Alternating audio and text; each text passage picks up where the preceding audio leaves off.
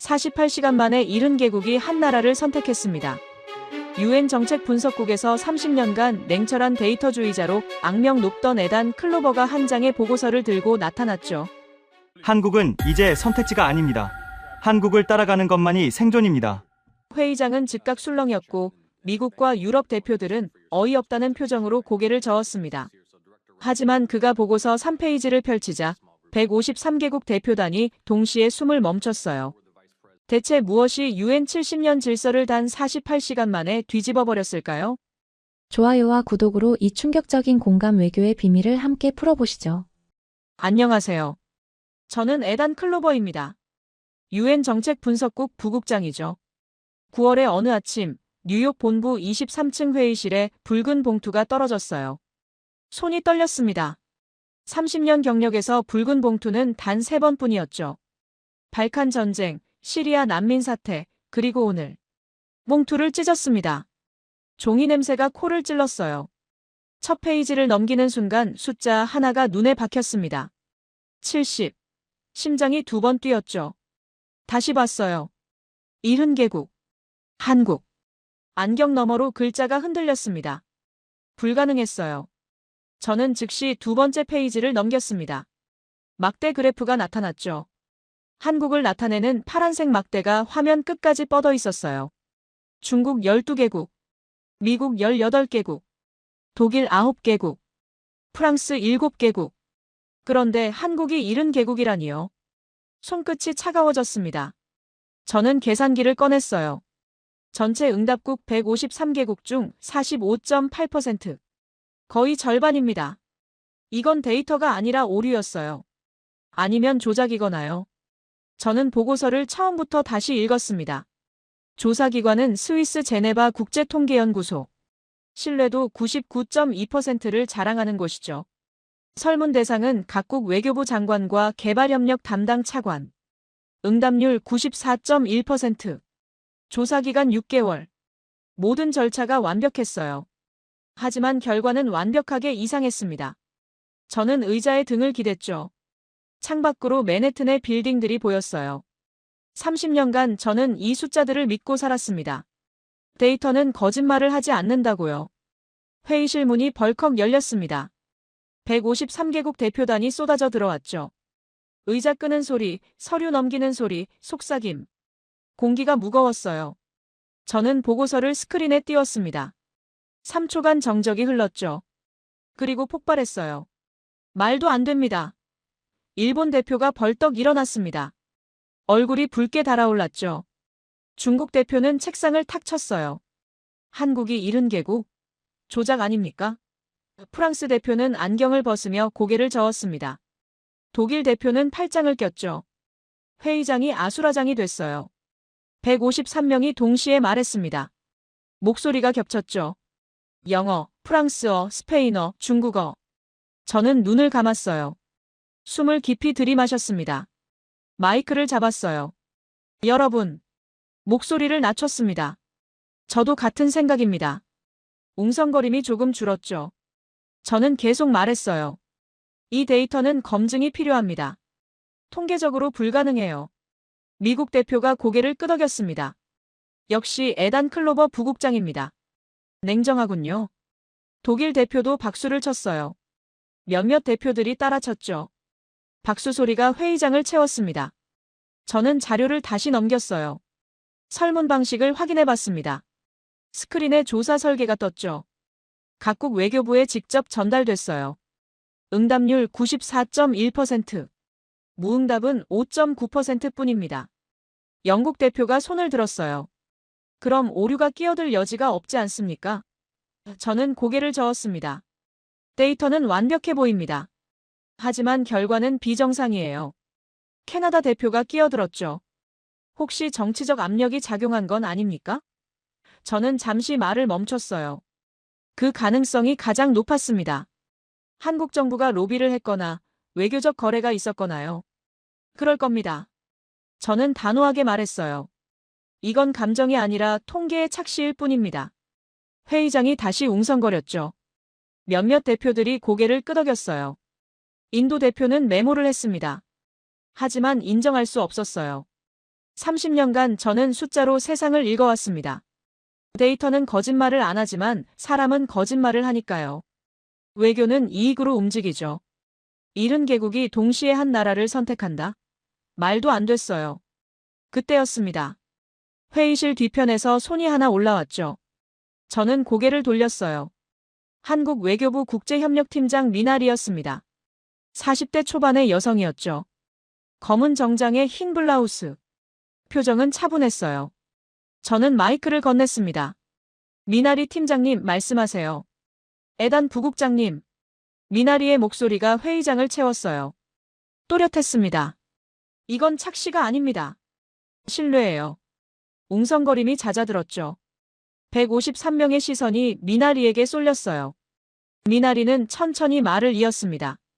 70개국이 선택한 이유는 데이터가 아니라 경험 때문입니다. 저는 미간을 찌푸렸어요. 경험? 그건 과학이 아니라 감상이죠. 무슨 경험 말입니까? 제가 물었습니다. 미나리는 잠시 말을 멈췄어요.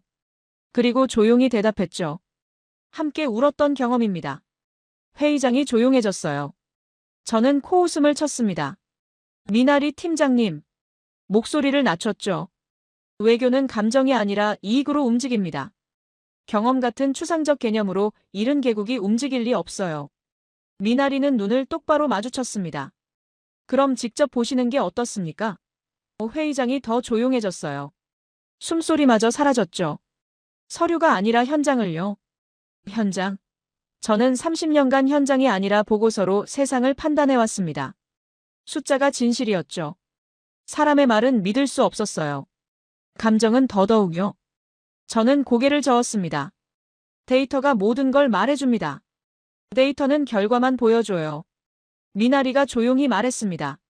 하지만 이유는 현장에 있습니다. 저는 대꾸하지 않았어요. 할 말이 없었습니다. 아니, 하고 싶지 않았죠. 미나리는 마이크를 제게 돌려줬어요. 그리고 자리에 앉았습니다. 회의는 결론 없이 끝났어요. 대표단이 하나둘 빠져나갔죠. 중국 대표는 불만스러운 표정이었고 일본 대표는 여전히 화가 나 있었어요. 미국 대표는 저에게 다가왔습니다. 에단, 잘 처리했네. 그가 어깨를 두드렸어요. 이상한 데이터는 무시하는 게 맞아. 저는 웃으며 고개를 끄덕였습니다. 하지만 속으로는 불편했죠. 저는 홀로 회의실에 남았습니다. 스크린에 떠 있는 숫자 70. 손가락으로 테이블을 두드렸어요. 탁, 탁, 탁. 리듬이 불규칙했습니다. 창밖으로 맨해튼의 빌딩들이 보였어요. 저녁 해가 지고 있었죠. 하늘이 주황색으로 물들었습니다. 저는 보고서를 다시 펼쳤어요. 70개국의 명단이 나왔습니다. 케냐, 에티오피아, 방글라데시, 베트남, 페루, 볼리비아, 세네갈. 모두 개발도상국이었어요. 가난한 나라들이죠. 저는 고개를 갸웃했습니다. 왜 이 나라들이 한국을 선택했을까요? 그날 밤 사무실에서 보고서를 5번 더 읽었습니다. 형광등 불빛 아래 숫자들이 춤을 췄죠. 70개국, 45.8%, 응답률 94.1%, 신뢰도 99.2%. 모든 숫자가 완벽했어요. 하지만 결과는 완벽하게 이상했습니다. 저는 의자를 뒤로 젖혔어요. 천장을 바라봤죠. 30년 경력의 자존심이 걸린 문제였습니다. 이 데이터가 맞다면 제 모든 판단이 틀렸다는 뜻이에요. 데이터주의자로서의 정체성이 흔들렸죠. 창밖으로 맨해튼의 불빛이 깜빡였습니다. 저는 결심했어요. 직접 확인하겠다고요. 이 데이터가 진짜인지 아니면 정말 착시인지. 한국으로 가겠습니다. 미나리가 말했죠. 현장을 보라고요. 좋아요. 보겠습니다. 그리고 증명하겠어요. 이 데이터가 얼마나 허황된 것인지 말입니다. 다음 날 아침 UN 본부 18층 카페테리아에서 검은 커피를 마시고 있었습니다. 손에 든 보고서는 이미 구겨져 있었죠. 밤새 읽고 또 읽었어요. 70개국. 여전히 믿기지 않았습니다. 에단 부국장님. 목소리가 들렸어요. 미나리였습니다. 앉아도 될까요? 저는 고개를 끄덕였죠.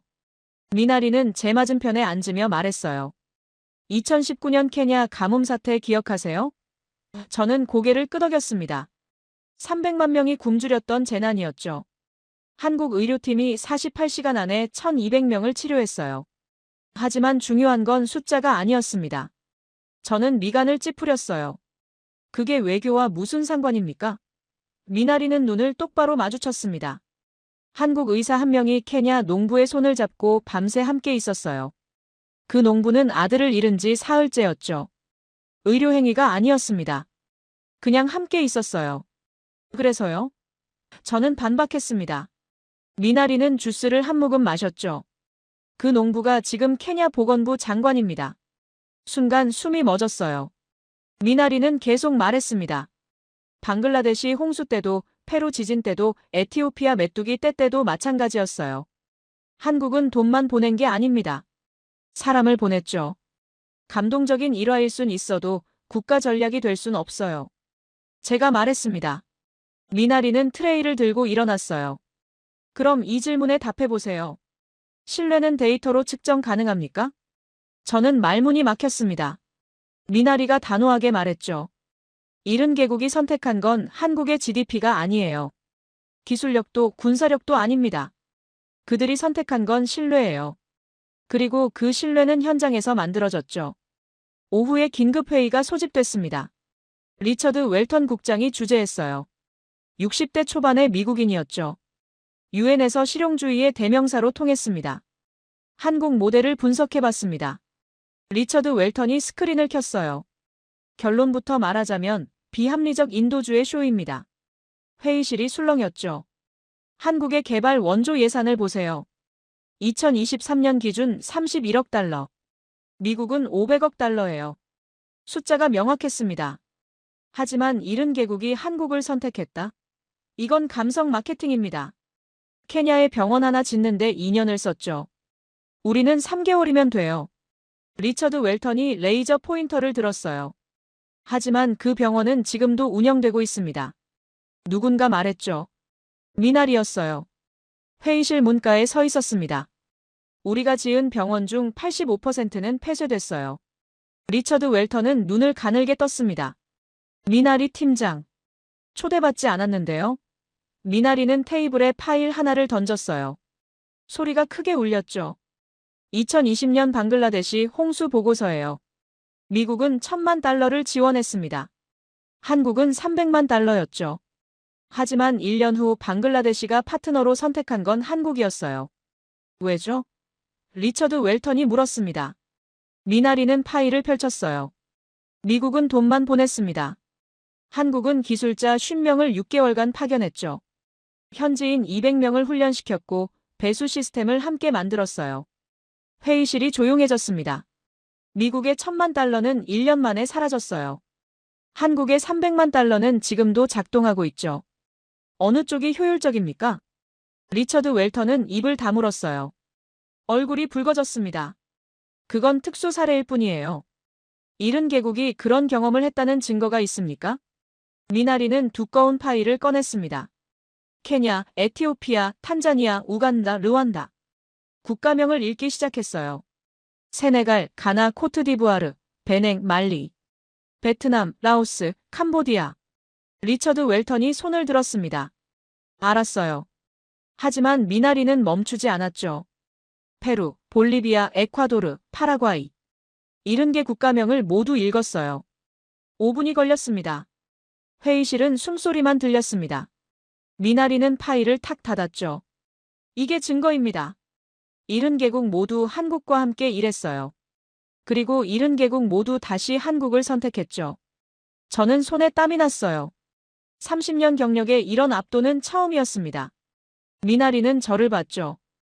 에단 부국장님, 직접 확인하시겠습니까? 회의가 끝나고 사무실로 돌아왔습니다. 서랍을 열었어요. 여권이 있었죠. 10년간 한 번도 쓰지 않았습니다. 현장 조사는 부하 직원들이 했으니까요. 저는 여권을 꺼냈어요. 먼지를 닦았습니다. 컴퓨터를 켜고 항공권 예매 사이트를 열었죠. 뉴욕에서 서울까지 14시간. 정말 가야 할까요? 30년 경력에 자존심이 걸린 문제였어요. 만약 한국 모델이 진짜라면 제 모든 판단이 틀렸다는 뜻입니다. 하지만 만약 진짜가 아니라면 증명할 수 있죠. 이른 개국의 선택이 착시였다는 걸요. 저는 결정했습니다. 항공권을 예매했어요. 클릭 한 번. 확인 메일이 왔죠. 3일 후 출발. 인천 도착. 창밖으로 뉴욕의 밤 풍경이 보였습니다. 저는 여권을 가방에 넣으며 중얼거렸어요. 직접 확인하겠습니다. 현장에서요. 14시간 비행 끝에 인천공항에 도착했습니다. 2024년 9월 15일 오후 5시. 비행기 문이 열리자 찬 공기가 얼굴을 스쳤어요. 저는 가방을 메고 게이트를 빠져나왔죠. 153번 출구였습니다. 형광등이 밝았어요. 입국장으로 향했습니다. 발걸음을 옮길 때마다 바닥이 반짝였죠. 먼지 하나 없었어요. 30년간 153개국 공항을 다녀봤지만 이런 청결함은 처음이었습니다. 심장이 빨리 뛰었어요. 긴장 때문이 아니었습니다. 묘한 압도감이었죠. 모든 게 정확했어요. 표지판은 5m 간격으로 배치됐고 안내방송은 30초마다 흘러나왔습니다. 하지만 시끄럽지 않았어요. 입국 심사대 앞에 섰습니다. 줄이 4개였죠. 사람들이 질서정연하게 서 있었어요. 밀치는 사람이 없었습니다. 저는 3번째 줄에 섰어요. 앞에 17명이 있었죠. 5분 후 제 차례가 왔습니다. 심사관이 여권을 받았어요. 화면을 확인하더니 고개를 들었습니다. 유엔 관계자시군요. 환영합니다. 한국어 억양이 섞인 영어였죠. 저는 고개를 끄덕였어요. 조사 목적으로 왔습니다. 제가 말했습니다. 심사관은 미소를 지었어요. 좋은 시간 되시길 바랍니다. 도장을 찍고 여권을 돌려줬죠. 3분이 걸렸습니다. 짐을 찾으러 갔어요. 컨베이어 벨트가 돌고 있었습니다. 검은 가방들이 지나갔죠. 제 가방을 찾았어요. 손잡이가 깨끗했습니다. 뉴욕에서 출발할 때 먼지가 묻어 있었는데 말이에요. 출구로 나왔습니다. 사람들이 기다리고 있었어요. 피켓을 든 사람, 꽃다발을 든 사람, 아이를 안은 사람.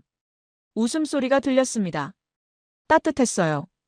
에단 클로버 부국장님? 누군가 다가왔습니다. 30대 초반의 남성이었죠. 네이비 정장에 흰 셔츠. 저는 외교부 김준호입니다. 안내를 맡았어요. 그는 손을 내밀었습니다. 악수를 했어요. 손이 따뜻했습니다. 김준호는 제 가방을 들었죠. 차량이 대기 중입니다. 이쪽으로 오세요. 저는 따라갔어요. 공항 밖으로 나왔습니다. 저녁 공기가 선선했어요. 하늘은 주황빛으로 물들어 있었죠. 검은색 세단이 서 있었습니다. 김준호가 문을 열어줬어요. 저는 뒷좌석에 앉았습니다. 차가 출발했어요. 고속도로로 진입했습니다. 창밖으로 풍경이 스쳐 지나갔죠. 빌딩, 아파트, 공장. 모든 게 질서정연했어요. 간판도 신호등도 차선도. 서울까지 50분 정도 걸립니다. 김준호가 말했습니다. 저는 고개를 끄덕였죠. 차창 밖을 계속 봤어요. 해가 지고 있었습니다. 고속도로 양옆으로 가로등이 켜졌어요. 일정한 간격이었습니다. 빛이 리듬을 만들었죠. 저는 눈을 감았어요. 피곤했습니다. 하지만 잠이 오지 않았죠. 30분쯤 지났을까요? 김준호가 말했습니다. 곧 한강입니다. 저는 눈을 떴어요. 다리가 보였습니다. 불빛이 강물에 반사되고 있었죠. 아름다웠어요. 저게 한강입니까? 제가 물었습니다. 김준호는 고개를 끄덕였어요. 네. 서울을 가르는 강입니다. 차는 다리 위를 지나갔죠. 강폭이 넓었어요. 양쪽으로 빌딩들이 솟아 있었습니다. 도심에 진입했어요. 차들이 많아졌습니다. 하지만 교통은 원활했죠. 신호가 바뀔 때마다 차들이 일제히 멈췄어요. 경적 소리가 들리지 않았습니다. 서울 사람들은 참을성이 많군요. 제가 말했습니다. 김준호는 웃었어요. 참을성이라기보다는 배려죠. 남을 불편하게 하지 않으려는 거예요. 배려? 저는 창밖을 다시 봤습니다. 횡단보도에 사람들이 서 있었어요. 신호를 기다리고 있었죠. 빨간불이었습니다. 차가 한 대도 없는데도 아무도 건너지 않았어요. 뉴욕이었다면 이미 건넜을 겁니다. 저도 그랬을 거예요. 하지만 여기선 달랐습니다. 사람들은 초록불을 기다렸죠. 호텔에 도착했습니다. 명동의 한 호텔이었어요. 로비가 밝았습니다. 체크인을 하고 방으로 올라갔죠. 15층이었어요. 창문을 열었습니다. 서울 야경이 펼쳐졌어요. 빌딩의 불빛, 네온사인, 자동차의 헤드라이트. 모든 게 반짝였습니다. 하지만 시끄럽지 않았어요. 창문을 닫으면 고요했죠. 방음이 완벽했습니다. 저는 침대에 앉았어요. 가방을 열고 노트북을 꺼냈습니다. 이메일을 확인했죠. UN 본부에서 메시지가 와 있었어요. 리처드 웨턴이었습니다. 에단, 조사 잘하게. 하지만 감정에 휘둘리지 말게. 우린 숫자가 필요하네. 저는 노트북을 닫았습니다. 감정? 저는 30년간 감정을 배제하고 살았어요. 데이터만 믿었죠. 그런데 왜 지금 불편할까요? 창밖을 다시 봤습니다. 서울의 밤이 깊어가고 있었어요. 빌딩 불빛이 하나씩 꺼졌습니다. 하지만 완전히 어두워지지 않았죠. 가로등이 도시를 밝히고 있었어요. 저는 중얼거렸습니다. 이 도시엔 숫자로 설명되지 않는 온도가 있다. 다음 날 아침 일찍 일어났어요. 호텔 식당으로 내려갔습니다. 조식 뷔페였죠. 음식 종류가 많았어요. 한식, 양식, 중식. 저는 토스트와 커피를 집었습니다. 창가 자리에 앉았어요. 밖으로 사람들이 걸어가고 있었습니다. 출근 시간이었죠. 모두 바빴지만 뛰는 사람은 없었어요. 빠르면서도 여유로웠습니다. 김준호가 로비에서 기다리고 있었어요. 오늘 일정은 국제협력센터 방문입니다. 준비되셨습니까? 저는 고개를 끄덕였죠. 차에 올랐습니다. 서울의 아침이 시작되고 있었어요. 저는 준비됐습니다. 진실을 확인할 준비 말입니다. 차는 강남의 한 빌딩 앞에 멈췄습니다. 유리와 철골로 된 20층 건물이었죠. 입구에 표지판이 보였어요. 한국국제협력기술센터. 저는 차에서 내렸습니다. 로비로 들어갔어요. 천장이 높았습니다. 벽면에 세계 지도가 걸려 있었죠. 빨간 점들이 찍혀 있었어요. 70개가 넘었습니다. 김준호가 설명했어요. 한국이 협력 중인 국가들입니다. 엘리베이터를 탔습니다. 12층 버튼을 눌렀죠. 올라가는 동안 침묵이 흘렀어요. 저는 손목시계를 봤습니다. 오전 10시 3분. 문이 열렸습니다. 복도가 나타났죠. 양쪽으로 유리문 사무실들이 보였어요. 사람들이 모니터 앞에 앉아 있었습니다. 집중한 표정이었죠. 이쪽입니다. 김준호가 앞장섰어요. 끝에 있는 회의실로 들어갔습니다. 타원형 테이블이 있었죠. 10명 정도 앉을 수 있는 크기였어요. 잠시만 기다려주세요. 김준호가 나갔습니다. 저는 의자에 앉아 창밖을 봤어요. 서울이 한눈에 들어왔습니다. 빌딩 숲, 도로 한강. 이 도시가 70개국을 움직였다고요? 문이 열렸습니다. 30대 초반의 여성이 들어왔어요. 청바지에 흰 셔츠. 안경을 쓰고 있었죠. 안녕하세요. 저는 윤서입니다. AI 시스템 개발팀장이에요. 악수를 했습니다. 손에 힘이 있었어요. 윤서는 노트북을 테이블에 놓았습니다. 오늘 저희 시스템을 보여드리겠습니다. 준비되셨나요? 저는 고개를 끄덕였죠. 윤서는 노트북을 열었어요. 화면이 켜졌습니다. 아프리카 지도가 떴죠. 곳곳에 점들이 깜빡이고 있었어요. 이게 뭡니까? 제가 물었습니다. 윤서는 화면을 확대했어요. AI 기아 예측 시스템입니다. 위성 데이터와 기상 정보를 분석해서 3개월 후 기근 발생 지역을 예측하죠. 저는 몸을 앞으로 숙였습니다. 화면을 자세히 봤어요. 케냐 북부에 빨간 점이 있었습니다. 옆에 숫자가 떠 있었죠. 87.3%.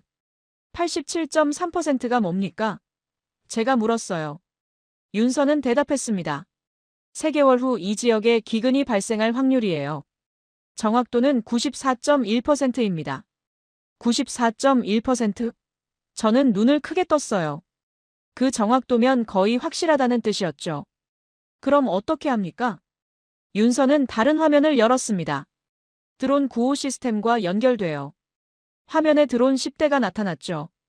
하얀색이었습니다. 이 드론들이 48시간 안에 식량과 의약품을 배송합니다. 저는 입을 다물지 못했어요. 48시간? 유엔은 2주가 걸렸습니다. 어떻게 그게 가능합니까? 드론은 도로가 필요 없어요. 윤서가 설명했습니다. 산도, 강도, 사막도 넘습니다. 한 대당 적재량은 25kg. 10대면 250kg이죠. 500명이 3일간 먹을 수 있는 양이에요. 저는 계산기를 꺼냈습니다. 숫자를 두드렸죠. 500명, 3일, 250kg. 맞았어요.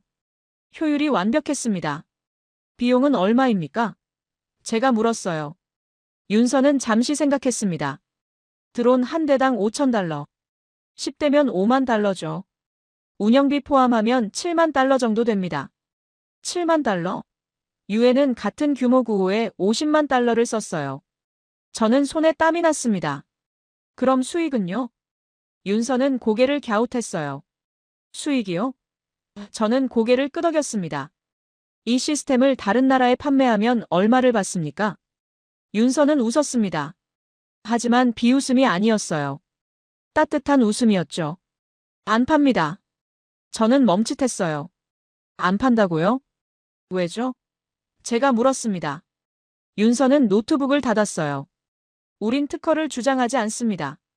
생명은 상표가 될 수 없으니까요. 심장이 한 박자 건너뛰었습니다. 저는 다시 물었죠. 그럼 무료로 제공합니까? 윤서는 고개를 끄덕였어요. 네.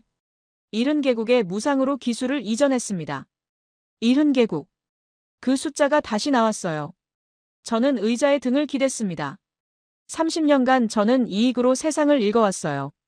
기술은 돈이었죠. 특허는 권력이었습니다. 하지만 여기선 달랐어요. 다른 것도 보여드릴까요? 윤서가 물었습니다. 저는 고개를 끄덕였죠. 윤서는 복도로 나갔어요. 저는 따라갔습니다. 복도 끝에 또 다른 방이 있었어요. 문을 열자 화면 10개가 벽에 걸려 있었습니다. 각 화면마다 사람 얼굴이 보였죠. 의사들이었어요. 원격 의료 시스템입니다. 윤서가 설명했어요. 케냐, 탄자니아, 우간다, 에티오피아. 10개국 병원과 실시간으로 연결돼 있죠. 한 화면에서 한국 의사가 말하고 있었습니다. 앞에 아프리카 의사가 서 있었어요. 통역사가 옆에 있었죠. 혈압이 얼마죠? 한국 의사가 물었습니다. 140에 95입니다. 아프리카 의사가 대답했어요. 한국 의사는 고개를 끄덕였습니다. 약을 바꿔야겠어요. 처방전을 보낼게요. 저는 시계를 봤습니다. 오전 10시 27분. 한국은 오전이지만 아프리카는 새벽이었죠. 저 의사는 지금 몇 시입니까? 새벽 3시 27분입니다. 윤서가 대답했어요. 저는 눈을 크게 떴습니다. 새벽에요? 윤서는 고개를 끄덕였죠. 24시간 운영됩니다. 생명은 시간을 기다리지 않으니까요. 저는 말을 잃었습니다. 30년간 이런 헌신은 본 적이 없었어요. 유엔 의사들도 훌륭했지만 24시간 대기는 없었습니다. 이 시스템도 무료입니까? 제가 물었어요. 윤서는 당연하다는 표정이었습니다. 네. 의료는 권리예요. 상품이 아니죠. 심장이 빨리 뛰었습니다. 저는 화면을 다시 봤어요. 한국 의사는 여전히 설명하고 있었습니다. 지치지 않은 목소리였죠. 돌아가시죠. 윤서가 말했습니다. 저는 고개를 끄덕였어요. 회의실로 돌아왔습니다. 앉았죠. 윤서는 물 한 잔을 건넸습니다. 저는 마셨어요. 손이 떨렸습니다. 긴장 때문이 아니었어요. 충격 때문이었죠. 에단 부국장님. 윤서가 조용히 말했습니다. 궁금한 게 있으세요? 저는 잠시 망설였어요. 그리고 물었습니다. 왜 합니까? 목소리가 떨렸죠. 이익도 없는데 왜 이렇게까지 합니까? 윤서는 창밖을 봤습니다. 한참을 말이 없었어요. 그리고 천천히 대답했습니다. 70년 전 우리도 도움을 받았습니다. 전쟁 후 폐허였죠. 세계가 우리를 도왔어요. 이젠 우리 차례예요. 저는 고개를 숙였습니다. 눈시울이 뜨거워졌어요. 30년 경력에 이런 감정은 처음이었습니다. 데이터가 아니라 마음이 움직였죠. 윤서는 노트북을 챙겼습니다. 더 보여드릴 게 많지만 오늘은 여기까지 할게요. 내일 현장에 가십니다. 현장이요? 제가 물었습니다. 윤서는 미소 지었어요. 네. 이 기술이 실제로 어떻게 쓰이는지 보셔야죠. 세미나가 시작된 지 47분이 지났을 때였습니다. 회의실에 70개국 대표 38명이 모여 있었죠. 에어컨 소리, 키보드 두드리는 소리, 발표자의 목소리. 저는 2열 왼쪽 끝에 앉아 있었어요. 노트에 숫자를 적고 있었습니다. 다음은 케냐 사례입니다. 발표자가 말했어요. 화면에 아프리카 지도가 떴죠. 그때였습니다. 뒤에서 쿵 소리가 났어요. 무거운 게 바닥에 떨어지는 소리였습니다. 고개를 돌렸습니다. 한 남자가 쓰러져 있었어요. 40대 후반쯤 보였죠. 검은 피부, 회색 정장. 케냐 대표 압둘라였습니다. 얼굴이 창백했어요. 회의실이 순식간에 소란스러워졌습니다. 의자가 넘어지는 소리, 비명, 발소리. 저는 벌떡 일어났죠. 압둘라에게 달려갔어요. 눈이 감겨 있었습니다. 숨은 쉬고 있었죠. 거칠게 들어왔다 나갔어요. 의사 부르세요. 누군가 소리쳤습니다. 저는 압둘라의 손목을 잡았어요. 맥박을 찾았죠. 불규칙했습니다. 빨랐다가 느렸다가 했어요. 30초 후 흰 가운을 입은 사람이 뛰어들어왔습니다. 한국 의사였어요. 무릎을 꿇고 압둘라를 살폈죠. 눈꺼풀을 들추고 손목을 잡았습니다. 청진기를 꺼내 심장 소리를 들었어요. 구급차 불렀습니다. 김준호가 외쳤습니다. 의사는 고개를 끄덕였죠. 압둘라의 넥타이를 풀었어요. 셔츠 단추를 풀었습니다. 호흡이 조금 나아졌어요. 저는 물러서서 지켜봤습니다. 심장이 빨리 뛰었죠.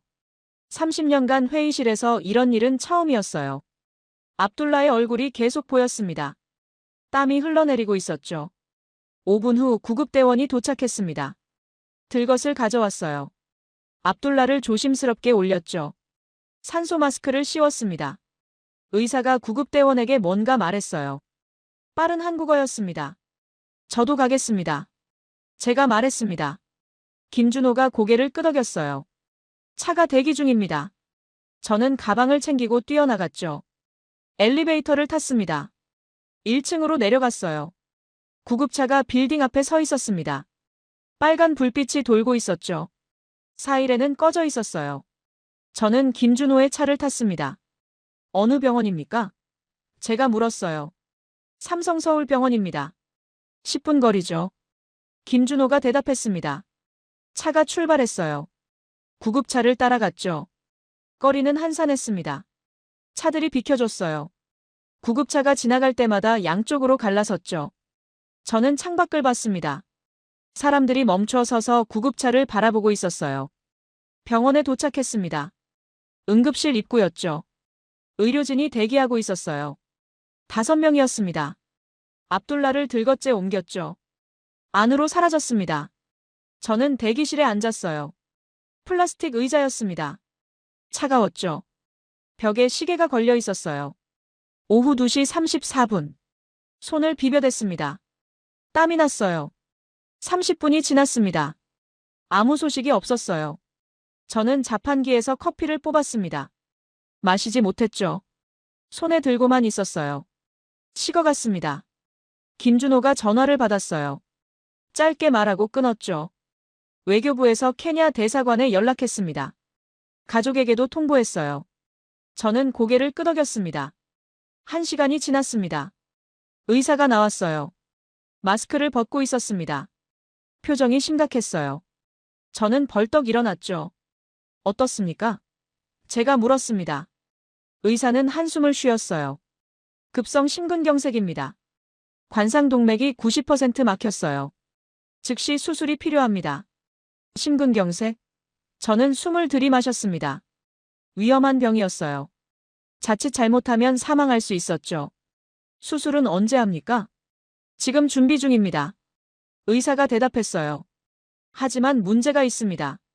저는 눈을 크게 떴죠. 무슨 문제입니까? 환자의 혈액형이 AB 음성입니다. 의사가 설명했습니다. 한국에선 0.2%밖에 안 돼요. 혈액 보유량이 부족합니다. 저는 말을 잃었습니다. AB 음성? 희귀 혈액형이었어요. 그럼 어떻게 합니까? 다른 병원에 요청했습니다. 의사가 말했어요. 하지만 시간이 걸려요. 2시간은 필요하죠. 2시간? 압둘라는 그때까지 버틸 수 있을까요? 의사는 안으로 들어갔습니다. 저는 다시 의자에 앉았어요. 고개를 숙였죠. 손을 깍지 꼈습니다. 기도하는 자세였어요. 저는 무신론자였지만 지금은 달랐습니다. 김준호가 전화를 받았어요. 목소리가 빨라졌죠. 네, 알겠습니다. 바로 전달하겠습니다. 끊고 저를 봤어요.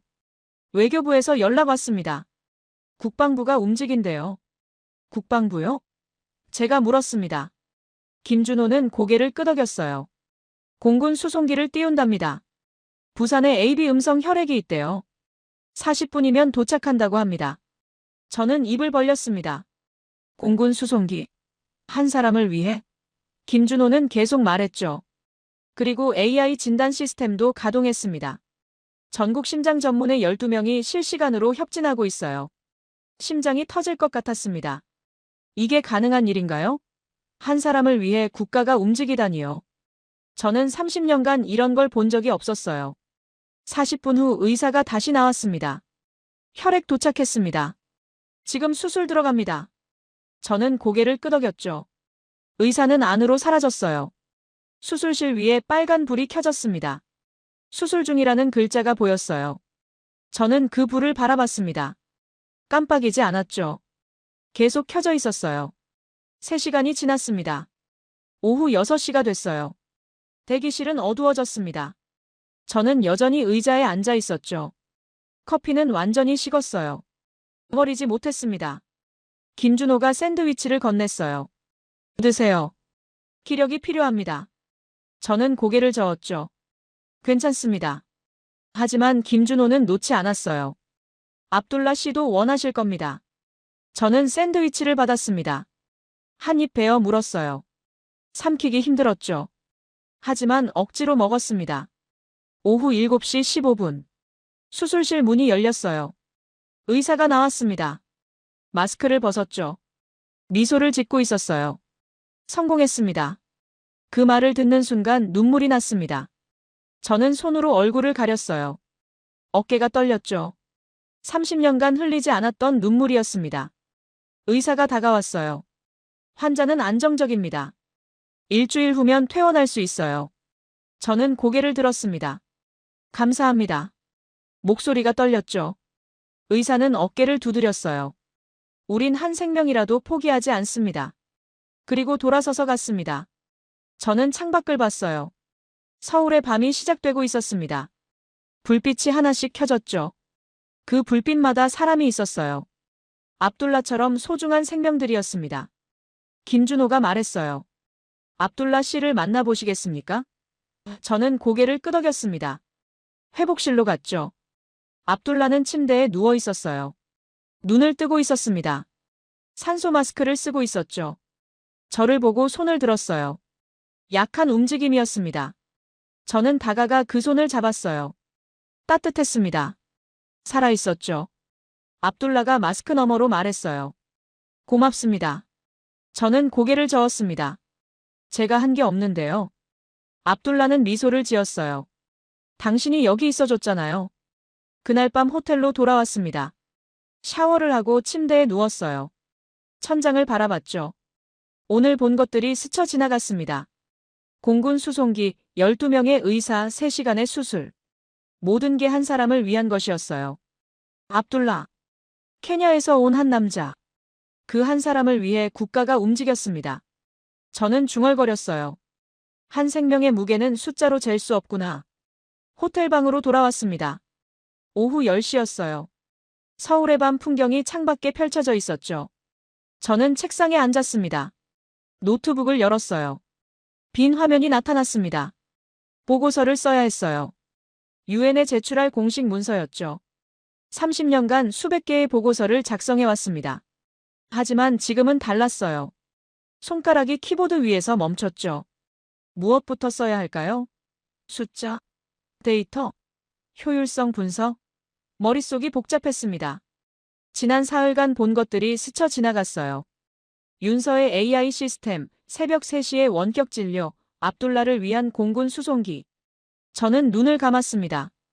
깊이 숨을 들이마셨죠. 그리고 타이핑을 시작했어요. UN 본부 귀중. 에단 클로버입니다. 첫 문장이 나왔습니다. 손가락이 움직였어요. 서울에서 3일간 조사했습니다.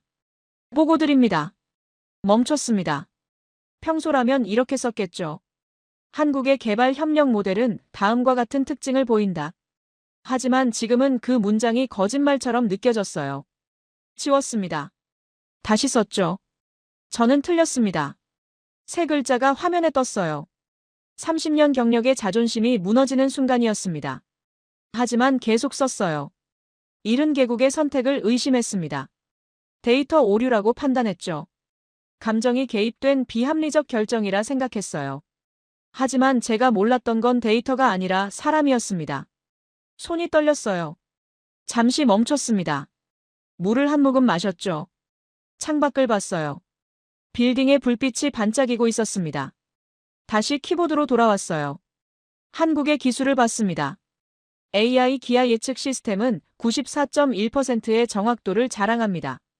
드론 구호는 48시간 안에 500명을 살릴 수 있죠. 원격 의료는 24시간 작동합니다. 숫자를 쓰니 익숙했어요.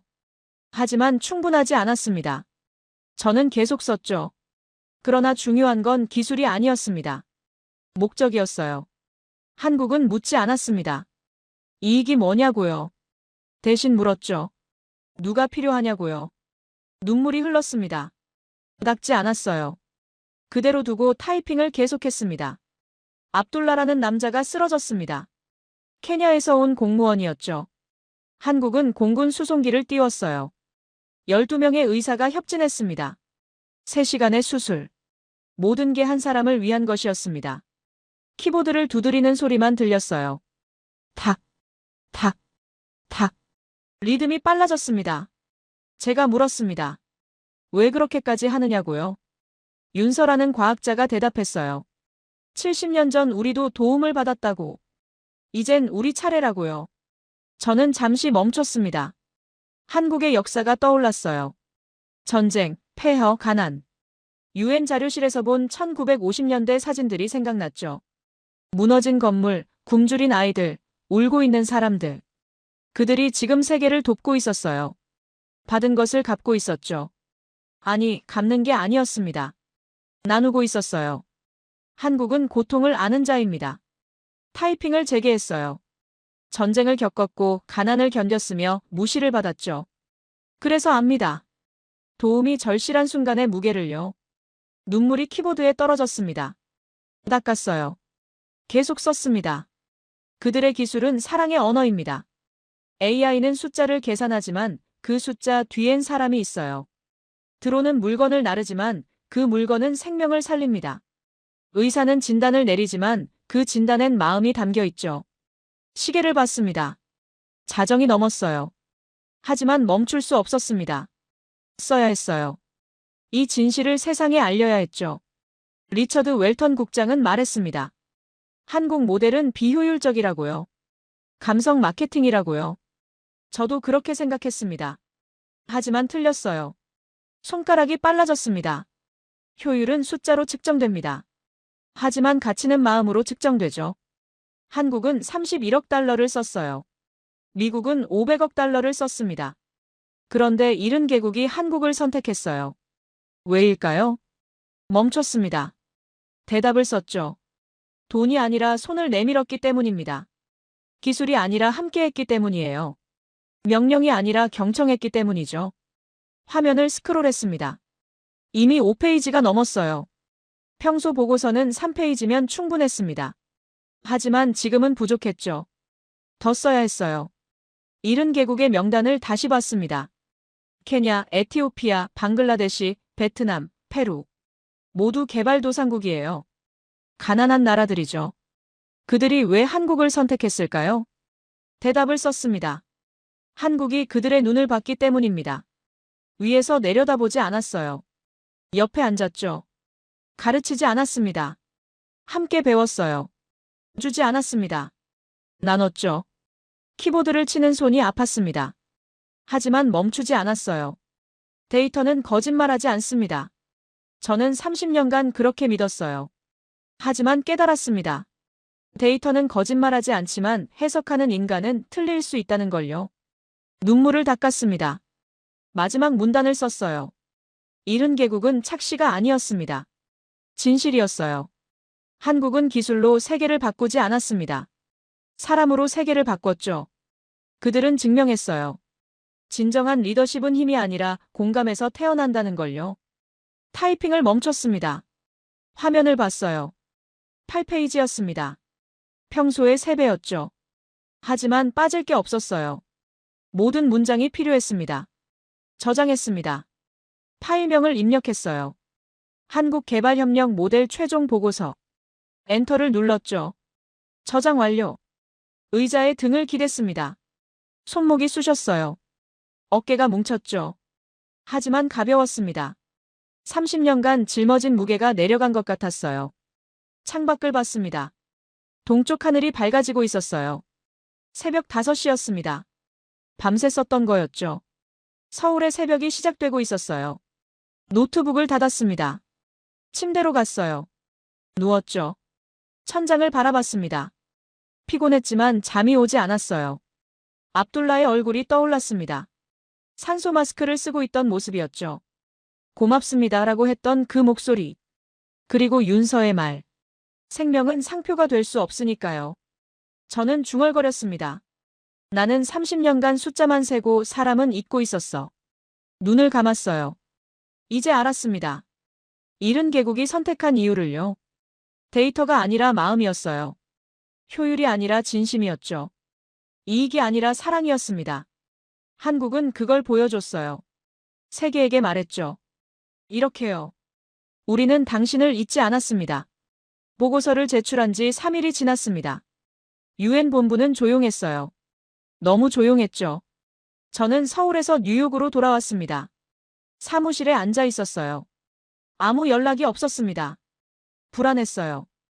8페이지짜리 보고서. 평소의 3배였죠. 30년 경력의 저런 보고서는 처음이었습니다. 감정이 섞여 있었어요. 눈물로 쓴 문장들이었죠. 거부당할지도 몰랐습니다. 에단 클로버가 미쳤다는 소리를 들을 수도 있었어요. 실용주의자가 감상주의자로 변했다고요. 30년 경력이 무너질 수 있었습니다. 하지만 후회하지 않았어요. 넷째 날 오전, 이메일이 왔습니다. 발신인은 사무총장실이었죠. 제목은 긴급회의 소집이었어요. 심장이 빨리 뛰었습니다. 클릭했죠. 에단 클로버 부국장. 오늘 오후 2시, 본부 25층 대회의실. 사무총장께서 직접 주재하십니다. 필참. 손에 땀이 났어요. 사무총장이 직접 30년간 단 2번뿐이었습니다. 중대한 사안일 때만 움직였죠. 저는 시계를 봤어요. 오전 10시 15분. 4시간이 남았습니다. 샤워를 했습니다. 정장을 입었죠. 넥타이를 맸어요. 거울을 봤습니다. 얼굴이 상기돼 있었어요. 긴장 때문인지 두려움 때문인지 알 수 없었습니다. 오후 1시 50분. 25층에 도착했어요. 복도에 사람들이 모여 있었습니다. 각국 대표들이었죠. 프랑스, 독일, 영국, 중국, 일본. 모두 저를 봤어요. 시선이 따가웠습니다. 에단. 누군가 다가왔어요. 리처드 웰턴이었습니다. 표정이 굳어 있었죠. 자네 보고서 읽었네. 저는 고개를 끄덕였어요. 어떻던가요? 리처드 웰턴은 대답하지 않았습니다. 돌아서서 갔어요. 저는 그의 뒷모습을 봤습니다. 어깨가 축 처져 있었죠. 2시 정각. 대회의실 문이 열렸습니다. 사무총장이 들어왔어요. 70대 초반의 포르투갈인이었죠. 흰 머리에 날카로운 눈빛. 모두 일어났습니다. 앉으세요. 사무총장이 말했어요. 153명이 동시에 앉았습니다. 의자 소리가 울렸죠. 사무총장은 테이블 위에 서류를 놓았어요. 제 보고서였습니다. 에단 클로버 부국장의 보고서를 읽었습니다. 사무총장이 말했어요. 모두 읽었죠? 고개가 끄덕여졌습니다. 153명 모두였어요. 질문하겠습니다. 사무총장이 저를 봤죠. 이 보고서는 사실입니까? 저는 벌떡 일어났습니다. 네. 제가 직접 확인했습니다.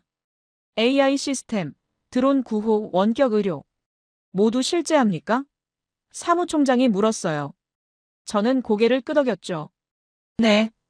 작동하고 있습니다. 70개국에서요. 회의장이 웅성거렸습니다. 사무총장은 손을 들었어요. 조용해졌죠. 그리고 공군 수송기 건도 사실입니까? 한 사람을 위해 국가가 움직였다는? 네. 제가 대답했습니다. 압둘라라는 케냐 공무원이었어요. AB 음성 혈액형이었죠. 부산에서 서울까지 40분 만에 혈액을 수송했습니다. 일본 대표가 손을 들었어요. 그게 가능합니까? 저는 눈을 마주쳤습니다. 저도 믿기 어려웠습니다. 하지만 봤어요. 제 눈으로요. 중국 대표가 끼어들었죠. 비용은 얼마입니까? 그런 식으로 하면 예산이 남아나지 않을 텐데요. 저는 자료를 꺼냈어요. 공군 수송기 운영비는 3만 달러였습니다. 한 생명의 가치를 어떻게 계산하시겠습니까? 회의장이 조용해졌습니다. 중국 대표는 입을 다물었어요. 사무총장이 다시 입을 열었죠. WHO, 유니세프, 세계은행 대표들이 왔습니다. 사무총장이 옆을 가리켰어요. 3명이 일어났습니다. 그들이 발표하겠습니다. WHO 대표가 앞으로 나왔어요. 60대 후반의 스위스인이었습니다. 마이크를 잡았죠. WHO는 한국 모델을 채택합니다. 첫 마디였어요. 회의장이 술렁였죠. 원격 의료 시스템을 전 세계 30개국에 도입하겠습니다. 한국 정부와 협약을 맺었어요. 박수가 터졌습니다. 저는 손을 모았어요. 떨렸죠. 유니세프 대표가 일어났습니다. 50대 초반의 케냐 여성이었어요. 유니세프는 드론 구호 시스템을 채택합니다. 아프리카 15개국에 우선 배치하겠어요. 한국이 기술을 무상으로 이전했습니다. 박수가 더 커졌습니다. 세계은행 대표가 마지막으로 일어났죠. 세계은행은 한국식 협력 모델을 국제표준으로 제안합니다. 이익보다 생명, 효율보다 공감. 이게 새로운 기준입니다. 회의장이 기립박수로 가득 찼어요. 153명이 모두 일어났습니다. 저도 일어났죠. 눈물이 흘렀어요. 닦지 않았습니다. 사무총장이 손을 들었습니다. 조용해졌어요. 에단 클로버 부국장. 저를 불렀죠. 앞으로 나오세요. 저는 앞으로 걸어갔습니다. 다리가 떨렸어요. 사무총장 옆에 섰죠. 사무총장은 제 어깨를 잡았습니다. 30년 경력의 데이터주의자가 마음을 발견했습니다. 사무총장이 말했어요. 이것이 진정한 성장입니다. 에단, 고맙습니다. 박수가 다시 터졌습니다. 저는 고개를 숙였어요. 얼굴이 뜨거웠죠. 회의가 끝났습니다. 사람들이 빠져나갔어요. 저는 복도에 서 있었습니다. 리처드 웰턴이 다가왔죠. 에단. 그가 말했어요. 자네 말이 맞았네. 저는 고개를 들었습니다. 리처드 웰턴의 눈이 촉촉했어요. 미안하네. 한국을 감성 마케팅이라고 했었지. 그는 한숨을 쉬었어요. 우린 그동안 숫자만 세고 사람은 잊고 있었어. 저는 손을 내밀었습니다. 악수를 청했죠. 리처드 웰턴은 그 손을 잡았어요. 꽉 쥐었습니다. 고맙네, 에단. 눈을 뜨게 해줘서. 그는 돌아섰어요. 복도 끝으로 사라졌습니다. 저는 창밖을 봤죠. 뉴욕의 오후 햇살이 밝았어요. 전화가 울렸습니다. 한국에서 온 문자였어요. 미나리였습니다. 축하합니다, 에단 부국장님. 세계가 움직이기 시작했어요. 저는 답장을 보냈습니다. 아니요. 한국이 움직인 겁니다. 저는 그걸 전했을 뿐이에요. 사무실로 돌아왔어요. 책상에 앉았습니다. 이메일이 쏟아지고 있었죠. 각국 대표들의 축하 메시지였어요. 153개국에서 왔습니다. 하나씩 읽었어요. 감사합니다. 당신이 옳았습니다. 우리도 배우겠습니다. 모든 메시지가 따뜻했죠.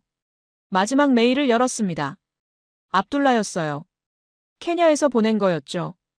에단 부국장님, 저는 퇴원했습니다. 건강합니다. 한국이 저를 살렸어요.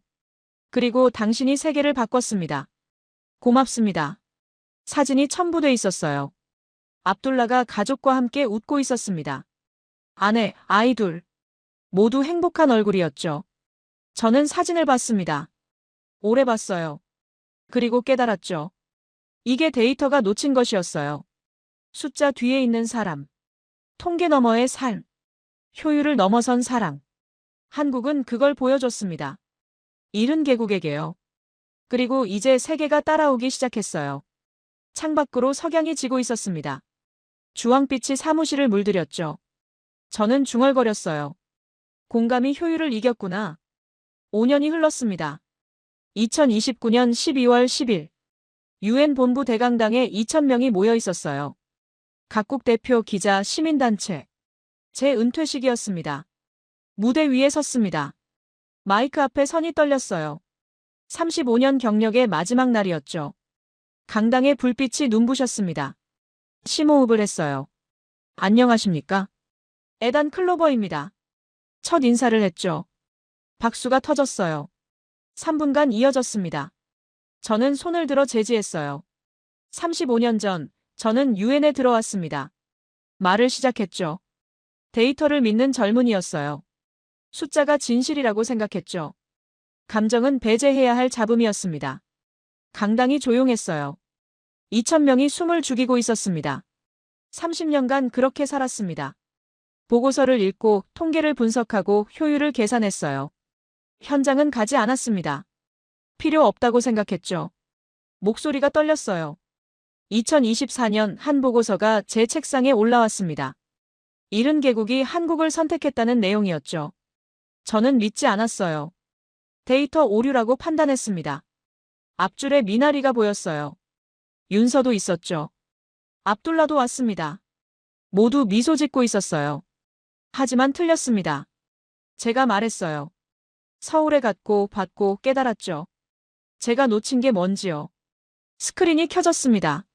사진이 떴어요. 케냐의 드론 구호 현장이었죠. 아이들이 손을 들고 있었습니다. 웃고 있었어요. 이 아이들은 48시간 만에 식량을 받았습니다. 한국의 기술 덕분이에요. 하지만 중요한 건 기술이 아니었습니다. 다음 사진으로 넘어갔죠. 한국 기술자가 현지인과 함께 웃고 있었어요. 함께였습니다. 한국은 혼자 하지 않았어요. 현지인을 훈련시키고 함께 만들고 함께 운영했죠. 주는 게 아니라 나눴습니다. 박수가 나왔어요. 저는 계속 말했습니다. 지난 5년간 한국 모델이 확산됐습니다. WHO는 원격 의료를 65개국에 도입했어요. 유니세프는 드론 구호를 42개국에 배치했죠. 세계은행은 새로운 협력 기준을 만들었습니다. 숫자를 말하니 익숙했어요. 하지만 이젠 달랐습니다. 숫자 뒤에 사람이 보였죠. 결과는 놀라웠습니다. 다음 슬라이드를 넘겼어요. 그래프가 나타났습니다. 기아 사망률 37% 감소. 의료 접근성 58% 향상. 개발도상국 만족도 89%. 강당에서 감탄이 터졌어요. 저는 마이크를 잡았습니다. 하지만 가장 중요한 변화는 숫자가 아닙니다. 목소리를 낮췄죠. 신뢰입니다. 세계가 다시 믿기 시작했어요. 협력이 가능하다고요. 공감이 힘이라고요. 스크린에 지도가 떴습니다. 153개국이 연결돼 있었어요. 선으로 이어져 있었죠. 한국이 시작했습니다. 70개국이 따랐어요. 그리고 이제 153개국이 함께합니다. 이게 새로운 질서예요. 힘의 질서가 아니라 공감의 질서죠. 앞줄에서 사무총장이 고개를 끄덕였습니다. 옆에 각국 대사들이 앉아 있었어요. 미국, 중국, 러시아, 영국, 프랑스. 모두 진지한 표정이었죠.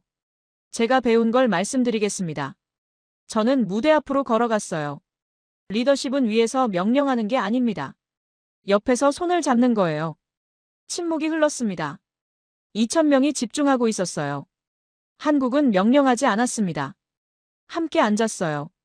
가르치지 않았습니다. 같이 배웠죠. 주지 않았습니다. 나눴어요. 목소리가 커졌습니다. 그리고 그 과정에서 70개국이 변했습니다. 아니, 153개국이 변했어요. 저도 변했죠. 눈물이 났습니다. 이번엔 닦았어요.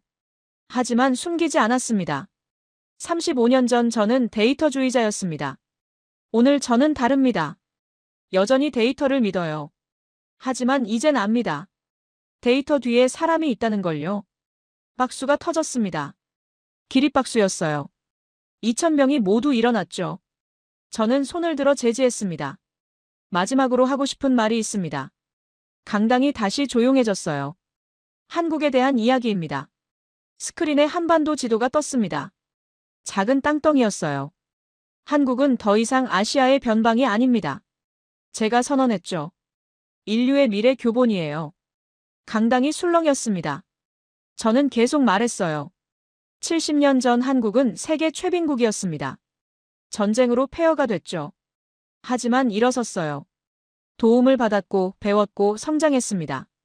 다음 사진이 나왔어요. 1950년대 서울이었습니다. 무너진 건물들이 보였죠. 그리고 잊지 않았습니다. 그 고통을요. 그 절망을요. 그래서 이젠 돕습니다. 받았던 것을 돌려주는 게 아니에요. 더 많이 나눠주는 겁니다. 마지막 사진으로 넘어갔습니다. 2029년 서울이었어요.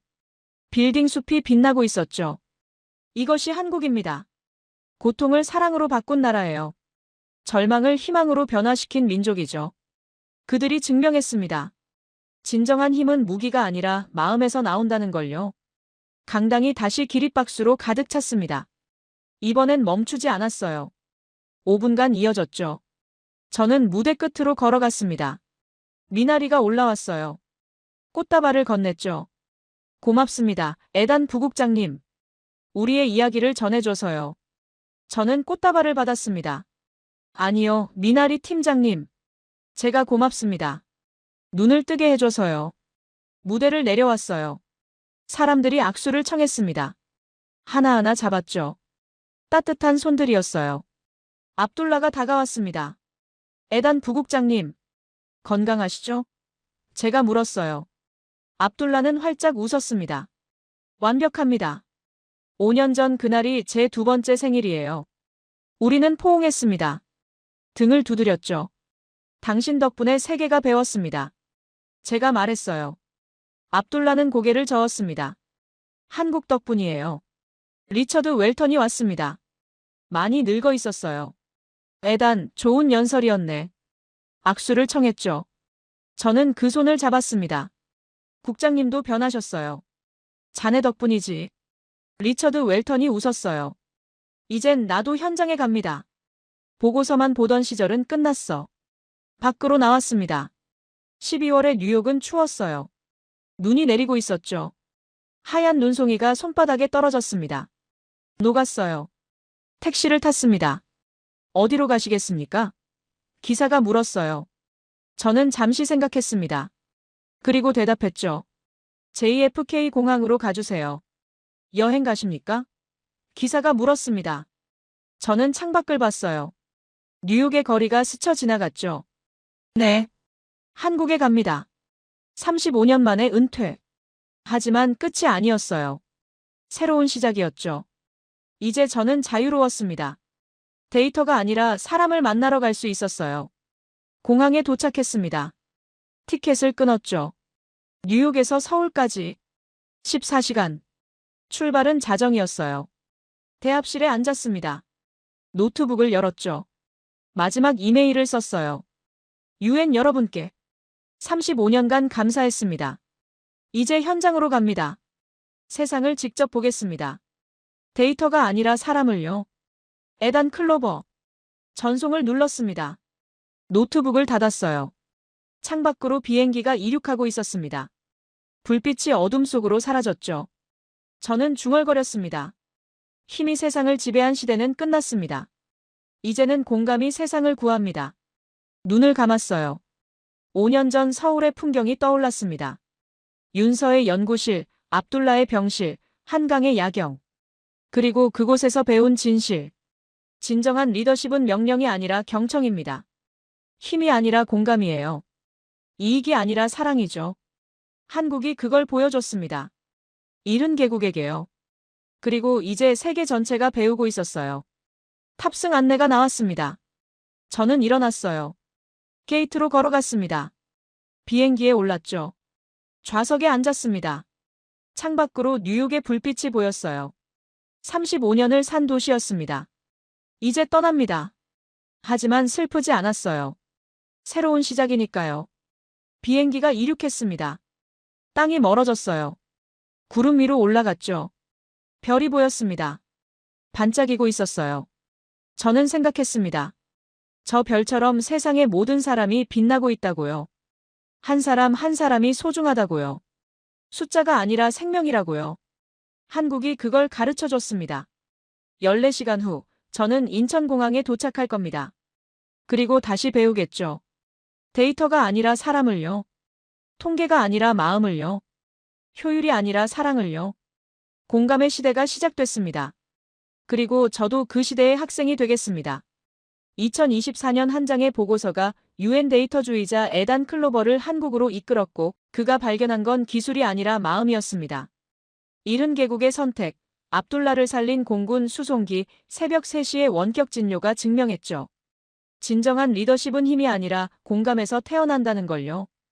이 이야기가 가슴에 와닿으셨다면 좋아요 버튼으로 응원해주시고 구독도 꼭 부탁드려요. 그리고 댓글에 공감 외교 4글자만 남겨주세요. 여러분의 댓글 하나하나가 우리가 지향해야 할 미래를 함께 만드는 힘이 됩니다. 끝까지 시청해주셔서 진심으로 감사드립니다. 미국 전역을 넘어 세계학계가 지금 기이한 현상에 충격과 경악을 금치 못하고 있습니다. 중앙아시아의 심장부, 유라시아 대륙을 가로지르는 4,000km 악사의 초원. 한복판에서 믿을 수 없는 국가적 변혁이 총성 한 발 없이 진행되고 있기 때문입니다. 수백 년간 러시아와 중국의 영향권 아래 놓여있던 이 광활한 초원에서 갑자기 한 청년 세대가 자국의 언어와 문화를 등지고 낯선 동양의 작은 나라 대한민국을 향해 모든 것을 던지고 있습니다. 이 충격적인 변화의 중심에는 한 평범해 보였던 15세 소녀가 있었습니다. 이 소녀는 양떼를 몰면서도 손에서 스마트폰을 놓지 않았는데 그녀의 스마트폰 화면에는 초원의 미래를 바꿀 하나의 거대한 비밀이 담겨 있었습니다.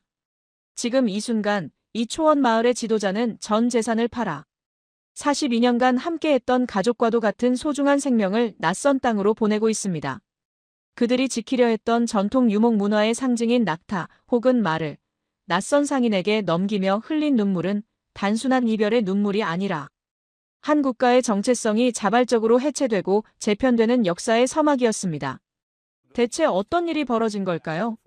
왜 이들은 총과 폭력이 아닌 오직 한국의 문화와 기술력만을 선택해 새로운 역사를 쓰고 있는 것일까요? 100만 명의 인구가 한 국가를 등지고 자발적으로 대한민국 시민권을 희망하는 사상 초유의 사태.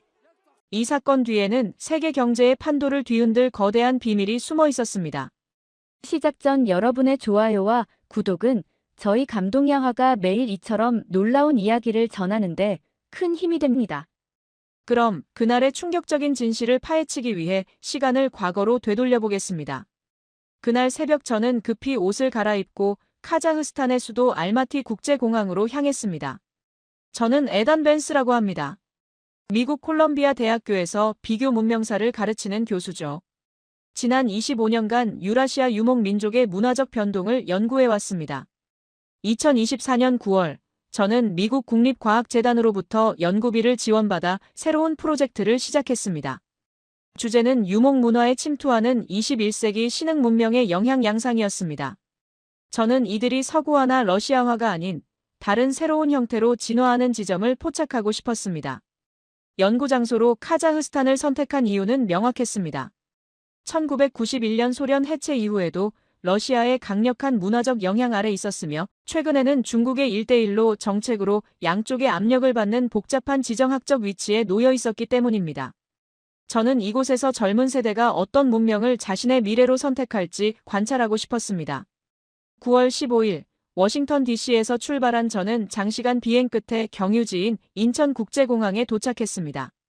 환승 대기 시간 5시간 동안 저는 처음 밟아보는 한국 땅, 인천공항을 둘러봤습니다.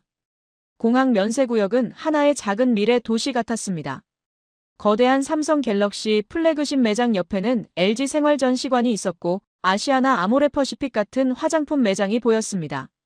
라운지에서 잠시 쉬는 동안 저는 한 가지를 깨달았습니다. 제가 타고 온 비행기의 승객 절반 이상이 한국산 스마트폰을 들고 있었으며 노트북과 헤드셋 역시 삼성과 LG의 것이었습니다. 한국은 더 이상 제가 논문에서 읽던 극동의 작은 나라가 아니었습니다. 이미 세계 기술의 표준을 정하는 핵심 플레이어였습니다.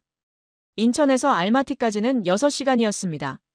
아시아나 항공 기내 안내방송은 한국어, 러시아어, 카자흐어 순으로 나왔습니다. 승무원 중 상당수가 러시아어와 카자흐어를 유창하게 구사했는데 그들이 한국어로 서비스하는 모습은 흥미로웠습니다. 제 옆자리에 앉은 카자흐스탄 청년은 한국어 책을 읽고 있었습니다. 표지에는 토픽 6급 완전 정복이라고 적혀 있었죠. 알마티 국제공항에 착륙했습니다. 게이트를 빠져나와 입국장으로 향하는 복도 양쪽으로 대형 광고판들이 늘어서 있었습니다. 삼성전자 스마트폰, 현대자동차 SUV, 롯데식품, 신한은행 등 10개 광고판 중 무려 6개가 한국 기업이었습니다. 저는 이상하다고 느꼈습니다. 카자흐스탄은 역사적으로 러시아의 영향권 아래에 있고 경제적으로는 중국과 밀접한 관계를 맺고 있습니다.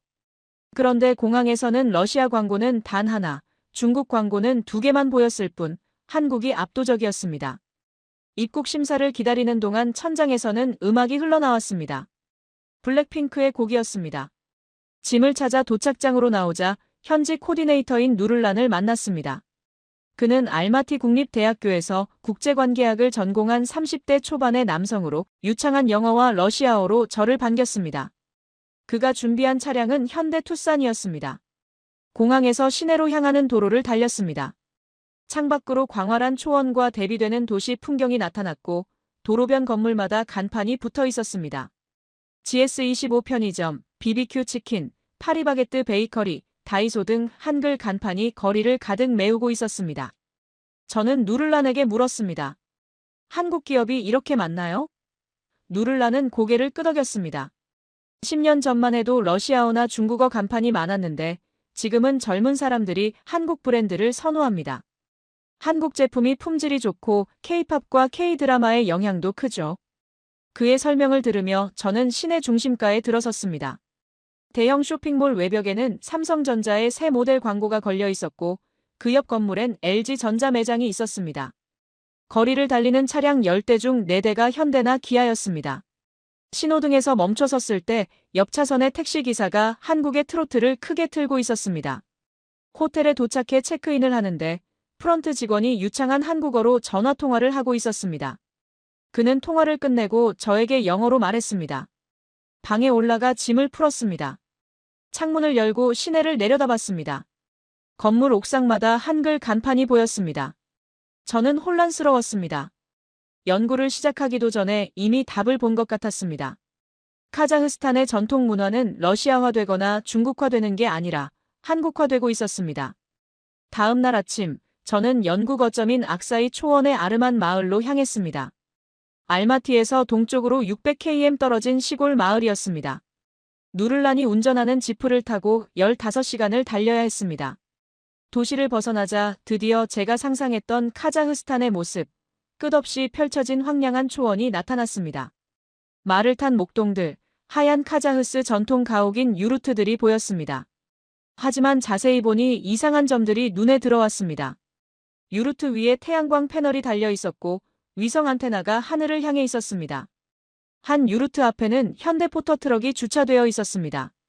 목동들이 말을 타고 있었지만 그들의 손에는 삼성 스마트폰이 들려 있었습니다. 해가 질 무렵 아르만 마을에 도착했습니다. 마을 입구에 작은 표지판이 있었습니다. 카자흐어와 함께 한글로도 적혀 있었습니다. 아르만 마을에 오신 것을 환영합니다. 저는 누를란에게 물었습니다. 왜 한글이 있나요? 누를란은 웃으며 대답했습니다. 마을 사람 절반이 한국어를 읽을 수 있어요. 특히 젊은 사람들은 거의 다 할 줄 알죠. 저는 그날 밤 제 연구 노트에 첫 페이지를 적었습니다. 2024년 9월 16일. 카자흐스탄 도착 첫날. 전통 유목 문화를 연구하러 왔지만 한국 문화의 파급력을 먼저 목격했다. 알마티가 이미 한국 기업의 전시장이라면 시골 마을은 어떨까? 내일부터 본격적인 관찰을 시작한다. 그날 밤 저는 창문 너머로 마을을 바라봤습니다. 40개쯤 되는 유루트에서 파란 불빛이 새어나왔습니다. 텔레비전 불빛이었습니다. 이 작은 마을에서 도대체 무슨 일이 벌어지고 있는 걸까요? 다음 날 아침 6시에 일어났습니다. 창밖으로 초원의 새벽이 밝아오고 있었습니다. 공기는 차갑고 맑았습니다. 마을 사람들은 이미 일과를 시작하고 있었습니다. 남자들은 말에게 먹이를 주고 여자들은 양을 짜고 있었습니다. 수백 년간 변하지 않은 유목민의 아침 풍경이었습니다. 누를란이 마을 이장에게 저를 안내했습니다. 이장의 이름은 무라시였습니다. 65세의 그는 이 마을에서 태어나고 자랐으며 평생 목축업에 종사해온 전통적인 유목민이었습니다. 그의 유루트는 마을 중앙에 위치해 있었고 다른 유루트들보다 조금 더 컸습니다. 유루트 입구에 들어서기 전 저는 지붕을 올려다봤습니다. 흰색 펠트로 덮인 전통 유루트였지만 꼭대기에 현대적인 것들이 눈에 띄었습니다. 태양광 패널 2개가 남쪽을 향해 설치되어 있었고 위성 안테나가 하늘을 향해 있었습니다. 유루트 옆에는 현대 자동차 소형 트럭이 주차되어 있었습니다. 유루트 안으로 들어갔습니다. 내부는 전형적인 카자흐 전통 양식이었습니다. 원형 공간의 중앙에 난로가 있었고 벽면을 따라 침대와 가구들이 배치되어 있었습니다. 화려한 색깔의 융단이 바닥을 덮고 있었습니다. 하지만 자세히 보니 현대적 물품들이 곳곳에 있었습니다. 벽 한쪽에는 55인치 삼성 스마트 TV가 걸려 있었습니다. TV 선반에는 LG 사운드바가 놓여 있었고 구석에는 삼성 냉장고가 작동하고 있었습니다. 반대편 벽에는 LG 세탁기가 보였고 그 위에 현대 공기청정기가 놓여 있었습니다. 더 놀라운 것은 전원 공급 시스템이었습니다. 유루트 뒤편에 현대 소형 디젤 발전기가 설치되어 있었고 태양광 패널에서 나온 전선이 유루트 안으로 연결되어 있었습니다.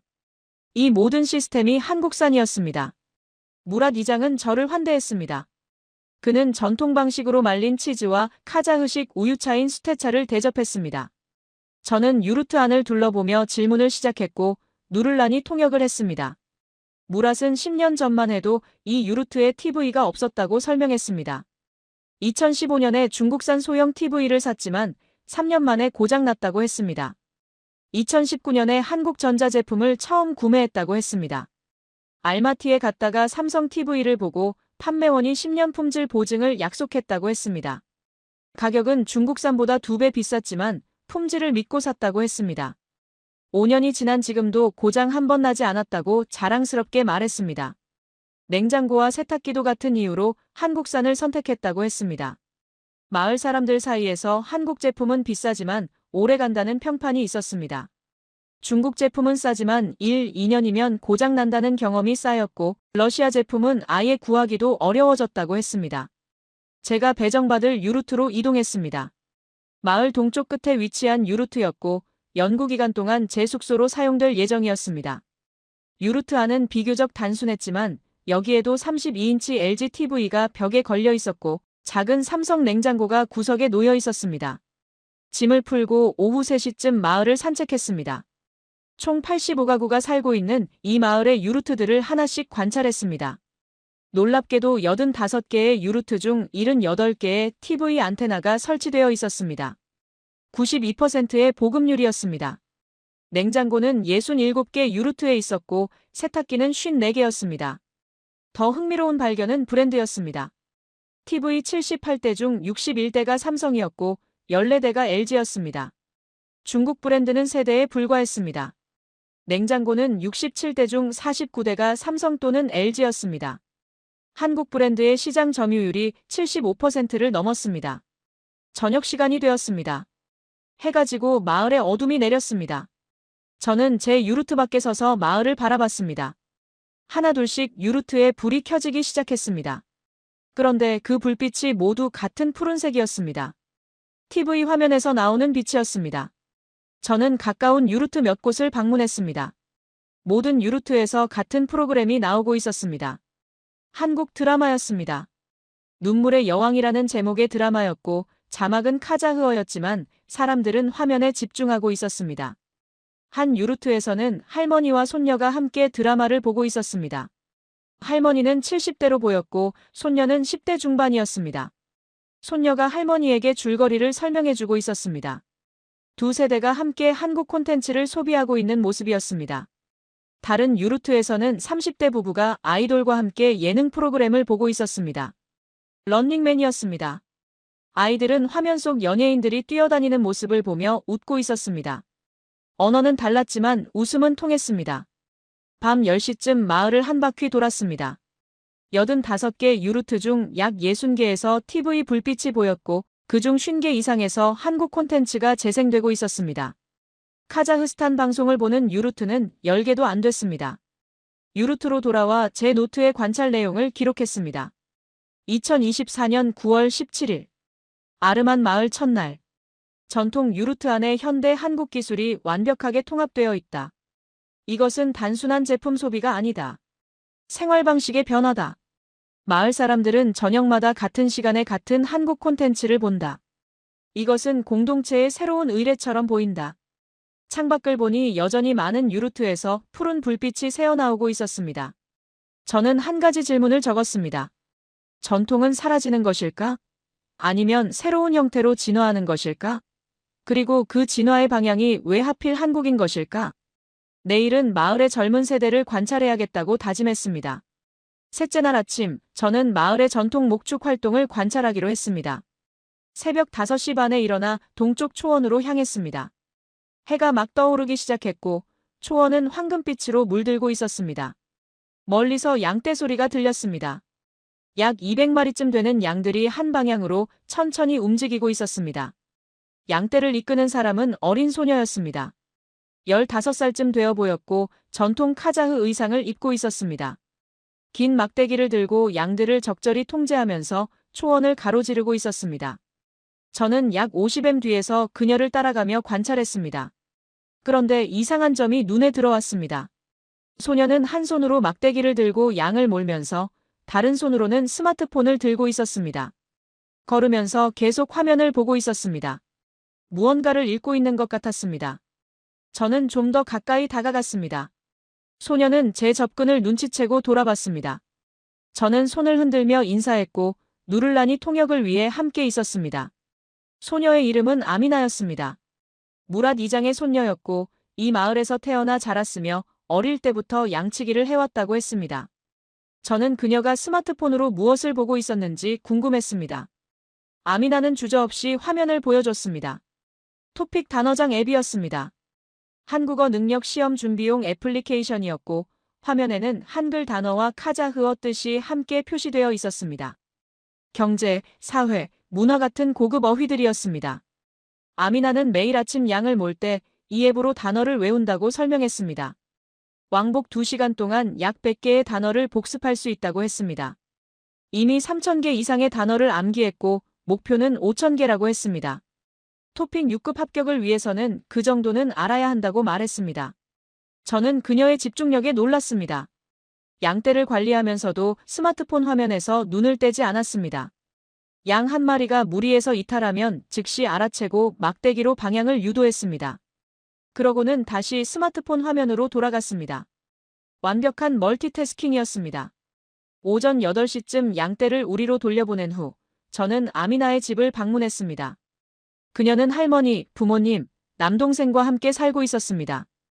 아미나의 집은 유루트 두 채가 붙어있는 형태였고 하나는 거실과 부엌, 다른 하나는 침실로 사용되고 있었습니다. 아미나는 침실 유루트의 한쪽 공간을 자신의 방으로 쓰고 있었습니다. 그녀의 공간에 들어서는 순간 저는 숨이 막혔습니다. 벽면 전체가 한국으로 뒤덮여 있었습니다. BTS 포스터가 가장 큰 면적을 차지하고 있었고 블랙핑크, 세븐틴, 뉴진스의 사진들이 빼곡히 붙어 있었습니다. 한 벽면에는 서울 지도가 크게 붙어 있었고 강남구, 서초구, 마포구 같은 지명의 형광펜 표시가 되어 있었습니다. 작은 책상 위에는 한국어 교재가 쌓여 있었습니다. 저는 하나하나 세어봤습니다.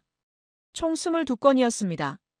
초급 한국어 회화, 중급 문법, 고급 독해, 토픽 기출 문제집, 한국 역사, 한국 문화 이해하기 등 모든 책이 사용된 흔적이 역력했습니다. 밑줄이 그어져 있었고 옆에 카자흐어 메모가 빼곡했습니다. 책상 서랍을 열어보니 공책들이 정리되어 있었습니다. 그 중 하나가 눈에 띄었습니다. 표지에 나의 10년 계획이라고 적혀 있었습니다. 아미나의 허락을 받고 펼쳐봤습니다. 첫 페이지에는 연도별 목표가 깔끔한 글씨로 정리되어 있었습니다. 2025년 토픽 6급 합격, 한국어 말하기 대회 입상, 한국대학 장학금 신청. 2026년 고등학교 졸업, 한국대학 입학 허가받기, 출국 준비. 2027년 서울 도착, 대학 생활 시작, 아르바이트로 생활비 벌기. 2030년 대학 졸업, 한국 기업 취업, E7 비자 받기. 2033년 F5 거주 비자 전환, 영주권 신청 자격 갖추기. 2035년 한국 국적 취득 신청, 가족 초청 준비. 각 목표 옆에는 세부 실행 계획이 적혀 있었습니다. 하루 공부 시간, 필요한 비용, 준비해야 할 서류 목록까지 빠짐없이 기록되어 있었습니다. 15살 소녀가 작성한 것이라고는 믿기 어려울 만큼 체계적이고 현실적인 계획이었습니다. 다음 페이지에는 비용 계산이 적혀 있었습니다. 한국대학 등록금 연간 600만 원, 기숙사비 월 40만 원, 생활비 월 50만 원. 4년간 총 필요 금액은 약 6천만 원이었습니다. 한국 돈으로 계산되어 있었고 환율까지 고려되어 있었습니다. 그녀는 장학금으로 등록금을 해결하고 아르바이트로 생활비를 벌 계획이라고 적어놨습니다. 또 다른 페이지에는 목표 대학 목록이 있었습니다. 서울대학교 경영학과, 연세대학교 경제학과, 고려대학교 국제학과. 각 대학의 입학 조건, 외국인 전형 요강, 장학금 정보가 상세히 정리되어 있었습니다. 그녀는 인터넷으로 모든 정보를 수집했고 한국어로 된 입시 사이트를 직접 읽었다고 했습니다. 벽에 붙은 달력을 봤습니다. 2024년 9월 달력이었고 매일 체크 표시가 되어 있었습니다. 새벽 5시 기상, 양떼 관리하며 단어 암기, 오전 9시 학교, 오후 4시 귀가, 저녁 6시부터 10시까지 한국어 공부. 주말에는 온라인 한국어 수업을 듣는다고 표시되어 있었습니다. 책상 위 액자에는 가족 사진이 놓여 있었습니다. 할머니, 할아버지, 부모님, 아미나, 남동생이 함께 찍은 사진이었습니다. 사진 뒤편으로 광활한 초원이 보였습니다. 아미나는 그 사진을 보며 자신이 이 가족의 미래를 바꿀 것이라고 말했습니다. 할머니는 그녀에게 말 타는 법을 가르쳤지만 이제는 한국어가 더 중요한 기술이라고 믿고 있었습니다. 노트 마지막 페이지에는 한 문장이 크게 적혀 있었습니다. 한국어는 나의 날개다. 이 날개로 초원을 벗어나 서울의 하늘을 날 것이다. 문장 아래에는 서울 야경 사진이 붙어 있었고 반짝이는 고층 빌딩들이 보였습니다. 유루트를 나서며 저는 깊은 생각에 잠겼습니다. 이것은 단순한 유학 희망이 아니었습니다. 치밀하게 계획된 인생 전략이었습니다. 15살 소녀가 10년 후 자신의 국적까지 바꿀 계획을 세우고 있었습니다. 그리고 그 모든 것이 비현실적인 꿈이 아니라 실현 가능한 목표로 제시되어 있었습니다. 그날 밤 저는 연구 노트에 기록했습니다. 2024년 9월 18일. 아미나 관찰. 카자흐스탄 청년 세대에게 한국은 동경의 대상이 아니다. 구체적인 이주 목적지다. 그들은 한국 국적 취득을 인생 설계의 최종 목표로 설정하고 있다. 이것은 개인의 선택이지만 규모가 커지면 국가 차원의 인구 이동이 된다. 그로부터 석 달이 흘렀습니다. 저는 아르만 마을에서 체계적인 현장 조사를 진행했습니다. 매일 아침 6시부터 밤 10시까지 마을 사람들의 일상을 관찰하고 기록했습니다. 인터뷰는 총 213회 진행했고 모든 가구를 최소 3번 이상 방문했습니다. 수집된 데이터는 엑셀 파일 12개 분량이었습니다. 12월 초 저는 데이터 분석을 시작했습니다. 먼저 마을의 기본 인구 통계를 정리했습니다. 아르만 마을 총인구는 340명이었고 85가구가 살고 있었습니다. 연령 분포는 비교적 고른 편이었습니다. 20세 이하가 87명, 21세부터 40세까지가 115명, 41세부터 60세까지가 98명, 61세 이상이 40명이었습니다. 첫 번째 충격적인 발견은 한국어 학습률이었습니다. 20세 이하 청소년 87명 중 80명이 현재 한국어를 학습하고 있었습니다. 비율로 계산하면 92%였습니다. 이들은 학교에서 정규 과목으로 한국어를 배우거나 온라인 강의를 듣고 있었습니다. 일부는 아미나처럼 토픽 시험을 준비하고 있었습니다. 21세부터 40세까지 청년층은 115명이었습니다. 이 중 77명이 한국어를 할 줄 알았습니다. 67%의 비율이었습니다. 이들 대부분은 한국 기업에서 일하거나 한국으로 유학을 다녀온 경험이 있었습니다. 일상 대화 수준 이상의 한국어 능력을 보유하고 있었고 일부는 거의 원어민 수준이었습니다. 41세부터 60세까지 중년층은 98명이었습니다. 이 중 33명이 기초 한국어를 할 줄 알았습니다. 34%였습니다. 이들은 주로 자녀의 한국어 공부를 돕기 위해 배우기 시작했다고 답했습니다. 61세 이상 노년층은 40명이었습니다. 한국어를 하는 사람은 3명에 불과했습니다. 8%였습니다. 전 연령을 합치면 340명 중 193명이 한국어를 구사했습니다. 전체 마을 인구의 57%였습니다. 절반 이상이 한국어를 할 줄 아는 마을이었습니다. 저는 이 수치를 카자흐어, 러시아어, 중국어와 비교했습니다. 카자흐어는 당연히 100%였고 러시아어는 40대 이상 중심으로 45%, 중국어는 12%에 불과했습니다. 두 번째 분석은 경제 데이터였습니다. 저는 각 가구의 수입원을 아주 상세하게 조사했습니다. 전통적인 목축업으로 버는 평균 연수입은 가구당 약 400만 탱게 카자흐스탄 화폐였습니다. 한국 돈으로 약 140만 원에 불과한 금액이었죠. 이 수입만으로는 아이들을 학교에 보내거나 기본적인 난방용 석탄을 구하거나 고장난 장비를 수리하는 등 현대적 생활을 유지하기 어려웠습니다. 생계를 이어가기 위해서는 추가 수입이 절실했습니다. 바로 여기서 한국 관련 수입의 중요성이 드러났습니다. 85가구 중 무려 62가구가 한국과 직간접적으로 연결된 수입을 얻고 있었습니다. 이는 마을 전체 가구의 71%에 달하는 놀라운 비율이었습니다. 이들의 수입원은 3가지 핵심 경로로 분류되었습니다. 첫째, 한국 기업 취업이었습니다. 17명의 마을 청년들이 알마티나 한국 본토에 있는 한국 기업에서 일하고 있었습니다. 특히 삼성전자 서비스 센터의 카자흐스탄 지사 LG, 전자지사, 그리고 현대자동차 딜러십 등에서 일하는 경우가 많았습니다. 이들의 평균 월급은 200만 탱게로 순수 목축 수입에 비해 5배나 높은 금액이었습니다. 이들이 매달 고향으로 보내는 돈은 마을 경제의 가장 튼튼한 기둥이 되고 있었습니다. 이들은 한국어를 구사했기 때문에 현지 채용 시장에서도 높은 임금을 받을 수 있었습니다. 둘째, 한국 유학생 송금이었습니다. 23명의 마을 청년들이 현재 한국의 대학이나 어학원에서 유학 중이었습니다. 이들은 한국에서 합법적인 아르바이트를 통해 생활비를 벌었고 그 돈의 일부를 고향 가족에게 송금했습니다. 평균 송금액은 월 50만 탱게였습니다. 1년이면 600만 탱게로 이는 마을 평균 목축 수입의 1.5배에 달했습니다. 흥미롭게도 이들의 송금은 정기적이었고 마을 사람들은 이 돈을 자녀 교육이나 의료비와 같은 중요한 지출에 사용하고 있었습니다. 유학생들이 한국에서 일하면서도 현지 최저임금 이상의 수익을 창출할 수 있다는 사실은 마을 청년들에게 큰 희망이 되었습니다. 셋째, 한국 관광객 대상 사업이었습니다. 최근 3년간 한국인 관광객이 급증하면서 마을을 지나는 여행객들을 대상으로 한 소규모 사업이 생겨났습니다. 11가구가 이 사업에 참여하고 있었고 유르트 민박, 전통 승마 체험, 카자흐 음식 체험 같은 관광 상품을 제공하기 시작했습니다. 이들은 연평균 300만 탱게의 추가 수입을 올렸습니다. 특히 한국인 관광객들은 깨끗하고 현대적인 시설을 선호했기 때문에 이들 가구는 수입을 재투자하여 한국산 태양광 발전 시설과 정수 필터를 설치하는 선순환 구조를 만들었습니다. 저는 전체 마을의 총 수입을 계산했습니다. 전통 목축업 수입은 연간 3억 4천만 탱게였고 한국 관련 수입은 연간 2억 1천만 탱게였습니다.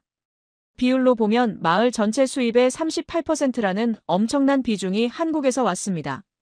저는 이 수치를 10년 전 데이터와 비교하며 경악을 금치 못했습니다. 누를란이 보관하고 있던 2014년 마을 경제 보고서를 찾았습니다.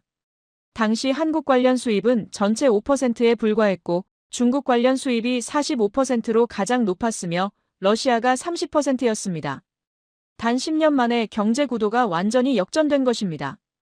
현재 중국은 12%로 떨어졌고 러시아는 8%까지 줄어들었습니다. 한국의 경제적 영향력은 총성 없는 무역전쟁에서 완벽한 승리를 거둔 것이나 다름없었습니다. 세 번째 분석은 소비 패턴이었습니다. 마을 사람들이 구매하는 공산품의 원산지를 상세히 조사했습니다. TV, 냉장고, 세탁기, 스마트폰, 자동차 같은 주요 품목을 집계한 결과 한국산 제품이 전체의 73%를 차지했습니다. 중국산은 18%, 러시아산은 거의 없었고 기타 국가가 9%였습니다. 특히 스마트폰은 10대 중 9대가 삼성 갤럭시였습니다. 저는 가격 대비 품질 만족도를 10점 만점으로 평가하는 조사도 실시했습니다. 한국 제품은 평균 8.7점이라는 압도적인 점수를 받았고 중국 제품은 5.2점, 러시아 제품은 4.8점이었습니다. 마을 사람들은 한국 제품이 비싸긴 하지만 고장이 적고 내구성이 뛰어나 오래 쓸 수 있다고 답했습니다. 이는 장기적으로는 더 경제적이라는 합리적인 인식이 마을 공동체에 깊숙이 자리 잡았음을 보여주었습니다. 마지막으로 미래 계획과 이주 희망을 조사했습니다. 향후 10년 내 해외 이주를 고려하는가라는 질문에 204명이 긍정적으로 답했습니다. 이는 전체 인구의 60%에 달하는 수치였습니다. 이들 중 167명이 한국을 1순위 이주 국가로 꼽았습니다. 무려 82%였습니다. 미국은 15명, 유럽은 12명, 중국은 단 2명에 불과했습니다. 이 수치는 한국이 단순한 경제협력국이 아니라 이들의 삶의 최종 목적지가 되었음을 방증했습니다. 저는 석 달간의 방대한 데이터를 27페이지의 보고서로 정리했습니다. 결론은 명확했습니다. 아르만 마을은 경제적으로 한국 의존도가 38%에 달했고 언어적으로는 인구의 57%가 한국어를 구사했으며 미래지향적으로는 82%가 한국 이주를 희망했습니다. 이것은 더 이상 흔한 문화교류가 아니었습니다. 국가 간의 자발적이고 체계적인 통합 과정이었습니다. 12월 중순, 저는 무랏 이장의 가족과 더 깊은 인터뷰를 진행하기로 했습니다. 특히 아미나의 할머니 자나에게 관심이 갔습니다. 72세의 이 여성은 마을에서 가장 존경받는 어른 중 한 명이자 전통을 지키는 상징적인 인물이었습니다. 그녀는 이 초원에서 태어나 평생을 여기서 살았고 3대가 함께 사는 전통 가정의 수장이었습니다. 그녀의 재산은 많지 않았습니다. 유르트 2채, 양 60마리, 그리고 경주마 5마리가 전부였습니다. 그 중에서도 말은 카자흐 문화에서 단순한 가축을 넘어선 가장 귀한 자산이었습니다. 용감한 전사의 상징이었고 재산 목록 1호였습니다. 특히 5마리의 말은 모두 경주 능력이 뛰어난 혈통으로 현 시장 가격으로 약 1,500만 탱게, 한국 돈으로 530만 원 정도였습니다. 이것은 그녀의 전 재산 중 절반 이상을 차지하는 금액이었습니다. 그중 가장 늙은 수말은 자나와 특별한 인연이 있었습니다. 42년 전 남편이 살아있을 때 새끼로 얻은 말이었고 자나는 그 말에게 바트르라는 이름을 지어줬습니다. 용감한 영웅이라는 뜻이었습니다. 42년간 바트르는 자나의 가족과 함께하며 추억과 역사를 공유해왔습니다. 11월 말, 자나는 가족회의를 소집했습니다. 아들 무랏, 며느리 나란, 손녀 아미나, 손자 에르데이가 유르트 안에 둘러앉았습니다. 자나는 천천히 입을 열었습니다. 아미나의 한국 유학 비용을 마련하기 위해 말 5마리 모두를 팔겠다는 결정이었습니다. 유르트 안은 무거운 침묵에 휩싸였습니다. 무랏이 먼저 반응했습니다. 그는 강력하게 반대했습니다. 어머니, 그 말들은 어머니의 노후 자산입니다. 지금 팔아버리면 어머니가 나중에 어려울 때 의지할 것이 없습니다. 아미나의 유학은 장학금과 아르바이트로 해결할 방법을 찾아야 합니다. 며느리 나란도 조심스럽게 의견을 냈습니다. 말 전부를 파는 것은 너무 큰 결단이에요. 절반만 팔고 나머지는 남겨두는 것이 어떻겠어요? 만약 아미나가 한국에서 적응하지 못하고 돌아오면 다시 이 초원에서 시작할 기반이 필요하잖아요. 자나는 고개를 저었습니다. 그녀의 목소리는 평소와 달리 단호했습니다. 그녀는 말했습니다. 말은 나의 과거였지만 아미나는 이 가족의 미래입니다. 나는 이미 70이 넘었습니다.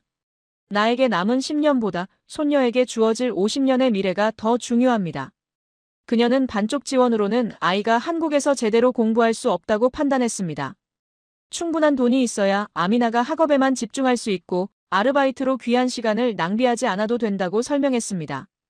아미나는 눈물을 흘리며 할머니의 평생 재산을 자신 때문에 쓸 수 없다고 애원했습니다. 하지만 자나의 결심은 흔들리지 않았습니다. 내가 한국에서 성공해서 더 나은 삶을 사는 것을 보는 것이 나의 마지막 소원이다. 가족회의는 결국 자나의 뜻대로 결정되었습니다. 12월 5일 말 5마리를 모두 팔기로 했고 알마티에서 온 가축 상인이 현금 1,400만 탱게를 제시하며 거래가 성사되었습니다. 판매 당일 마을 사람들이 자나의 유루트 앞에 모였습니다. 말을 실어갈 트럭이 도착하자 엄숙하고 무거운 침묵이 초원을 감돌았습니다. 5마리의 말이 한 줄로 서 있었고 가장 앞에 선 것이 42년 역사를 함께한 늙은 수말 바트르였습니다. 늙은 수말은 오랜 세월을 함께한 주인을 알아보는 듯 자나를 물끄러미 바라봤습니다. 자나는 바트르의 목을 쓰다듬었습니다. 그녀의 손은 미세하게 떨리고 있었습니다. 바트르의 거친 털 사이로 그녀의 눈물이 뚝 하고 떨어졌습니다. 자나는 바트르의 귀에 입을 대고 아주 작은 목소리로 무언가를 속삭였습니다. 그 내용은 주변 사람들에게는 들리지 않았습니다. 오직 자나와 바트르만이 아는 마지막 작별 인사였습니다. 바트르는 길게 울음소리를 냈습니다. 말 특유의 낮고 슬픈 소리였습니다. 마치 이별을 슬퍼하는 것처럼 들렸습니다. 상인들이 말을 트럭에 올렸습니다. 5마리가 모두 실렸고 트럭 문이 닫혔습니다. 엔진 소리가 울렸고 트럭은 초원길을 따라 천천히 움직이기 시작했습니다. 자나는 움직이지 않고 그 자리에 서서 트럭이 지평선 너머로 완전히 사라질 때까지 지켜봤습니다. 트럭이 완전히 사라진 후에도 그녀는 한참 동안 그 자리에 서 있었습니다. 42년의 추억과 노후의 안정이 손녀의 새로운 기회로 교환되는 순간이었습니다. 마을 사람들은 자나의 희생을 보며 눈시울을 붉혔습니다. 그들은 이것이 단순히 가축을 파는 행위가 아니라 미래에 대한 투자임을 명확히 알고 있었습니다.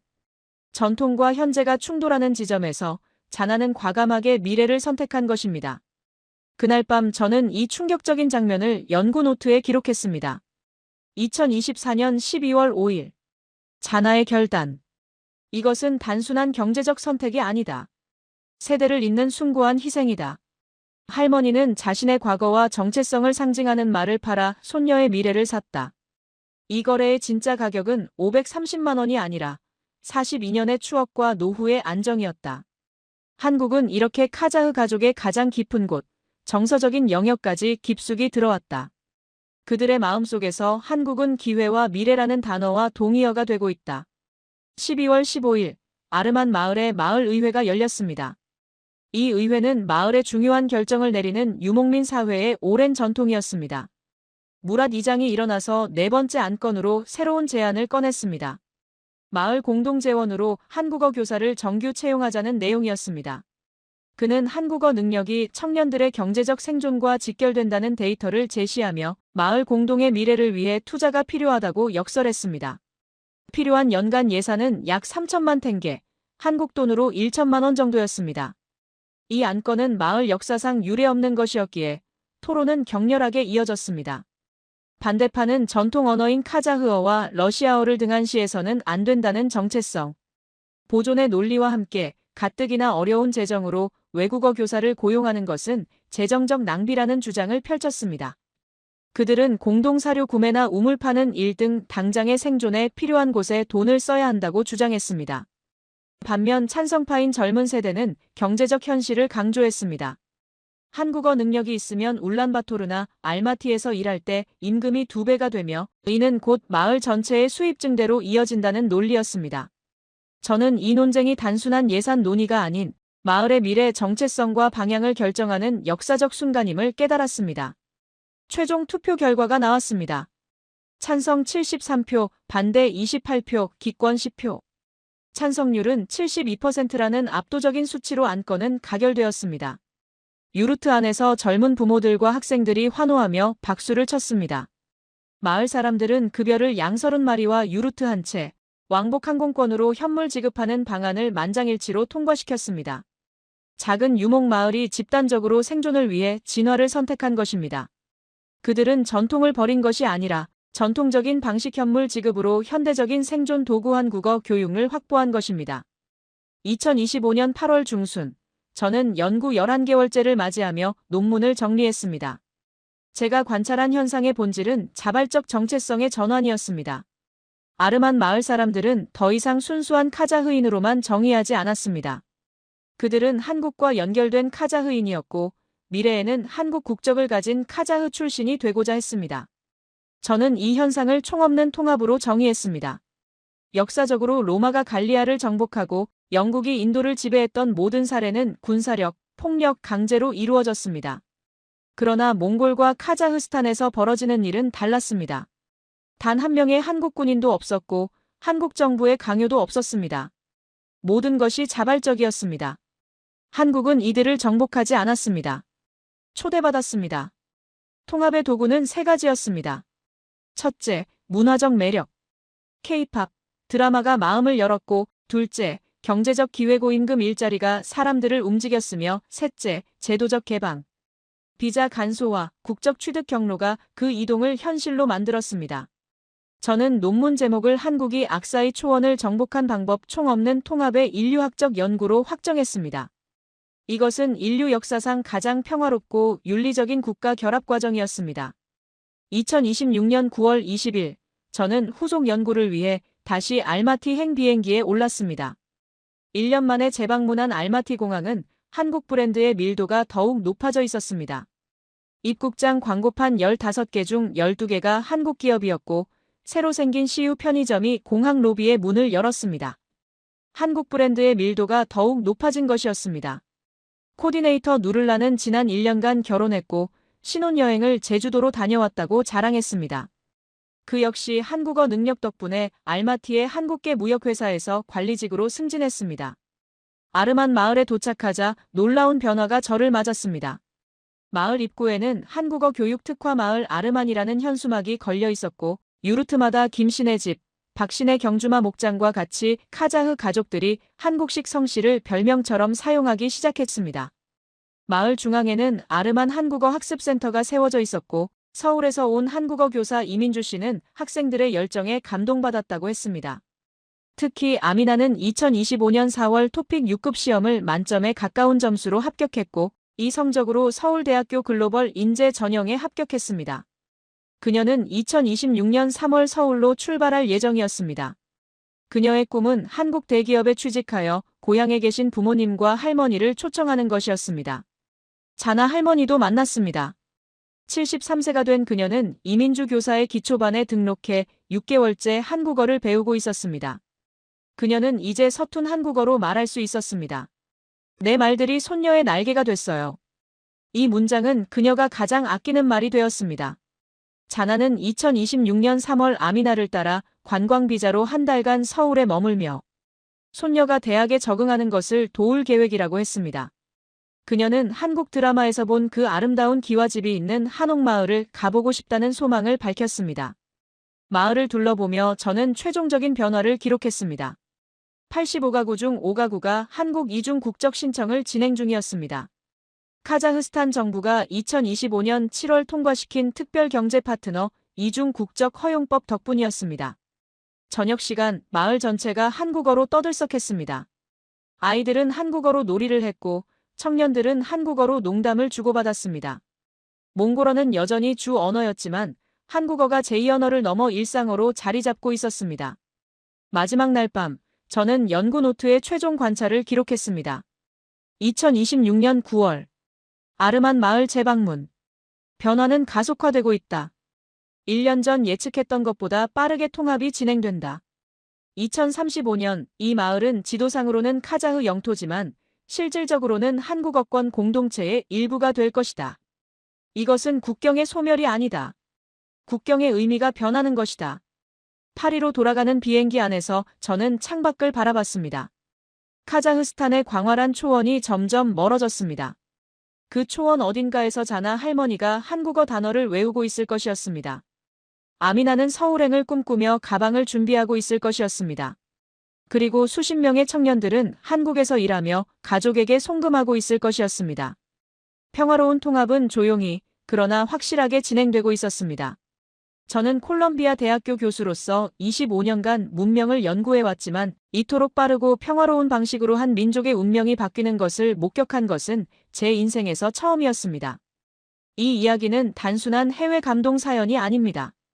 K-팝, 한국 드라마, 삼성과 현대의 기술력, 그리고 한국인들이 가진 따뜻한 정의, 총과 폭력 없이 한국가의 미래를 자발적으로 바꾸고 있는 놀라운 21세기 문명사적 대사건입니다. 72세 할머니의 눈물 어린 희생과 15세 소녀의 치밀한 인생 계획 속에 대한민국은 이제 아시아를 넘어 유라시아 대륙의 심장부까지 가장 매력적이고 강력한 소프트 파워를 펼치고 있습니다. 여러분은 오늘 세계 어느 언론에서도 다루지 못한 총없는 정복의 현장을 가장 먼저 목격하신 것입니다. 이것이 바로 지금 대한민국이 전 세계에 미치고 있는 영향력입니다. 이 놀라운 이야기에 여러분은 어떤 생각을 하셨나요?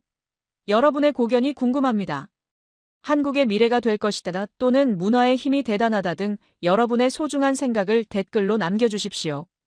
그리고 저희 감동야화는 매일 이처럼 충격적이고 감동적인 글로벌 뉴스를 발굴하여 여러분께 가장 먼저 전해드립니다. 이런 귀한 정보를 놓치지 않으시려면 지금 바로 좋아요 버튼을 누르시고 구독과 알림 설정까지 꼭 부탁드립니다. 여러분의 작은 클릭 하나가 저희에게는 큰 힘이 됩니다. 다음에도 더욱 놀라운 이야기로 찾아뵙겠습니다. 감사합니다.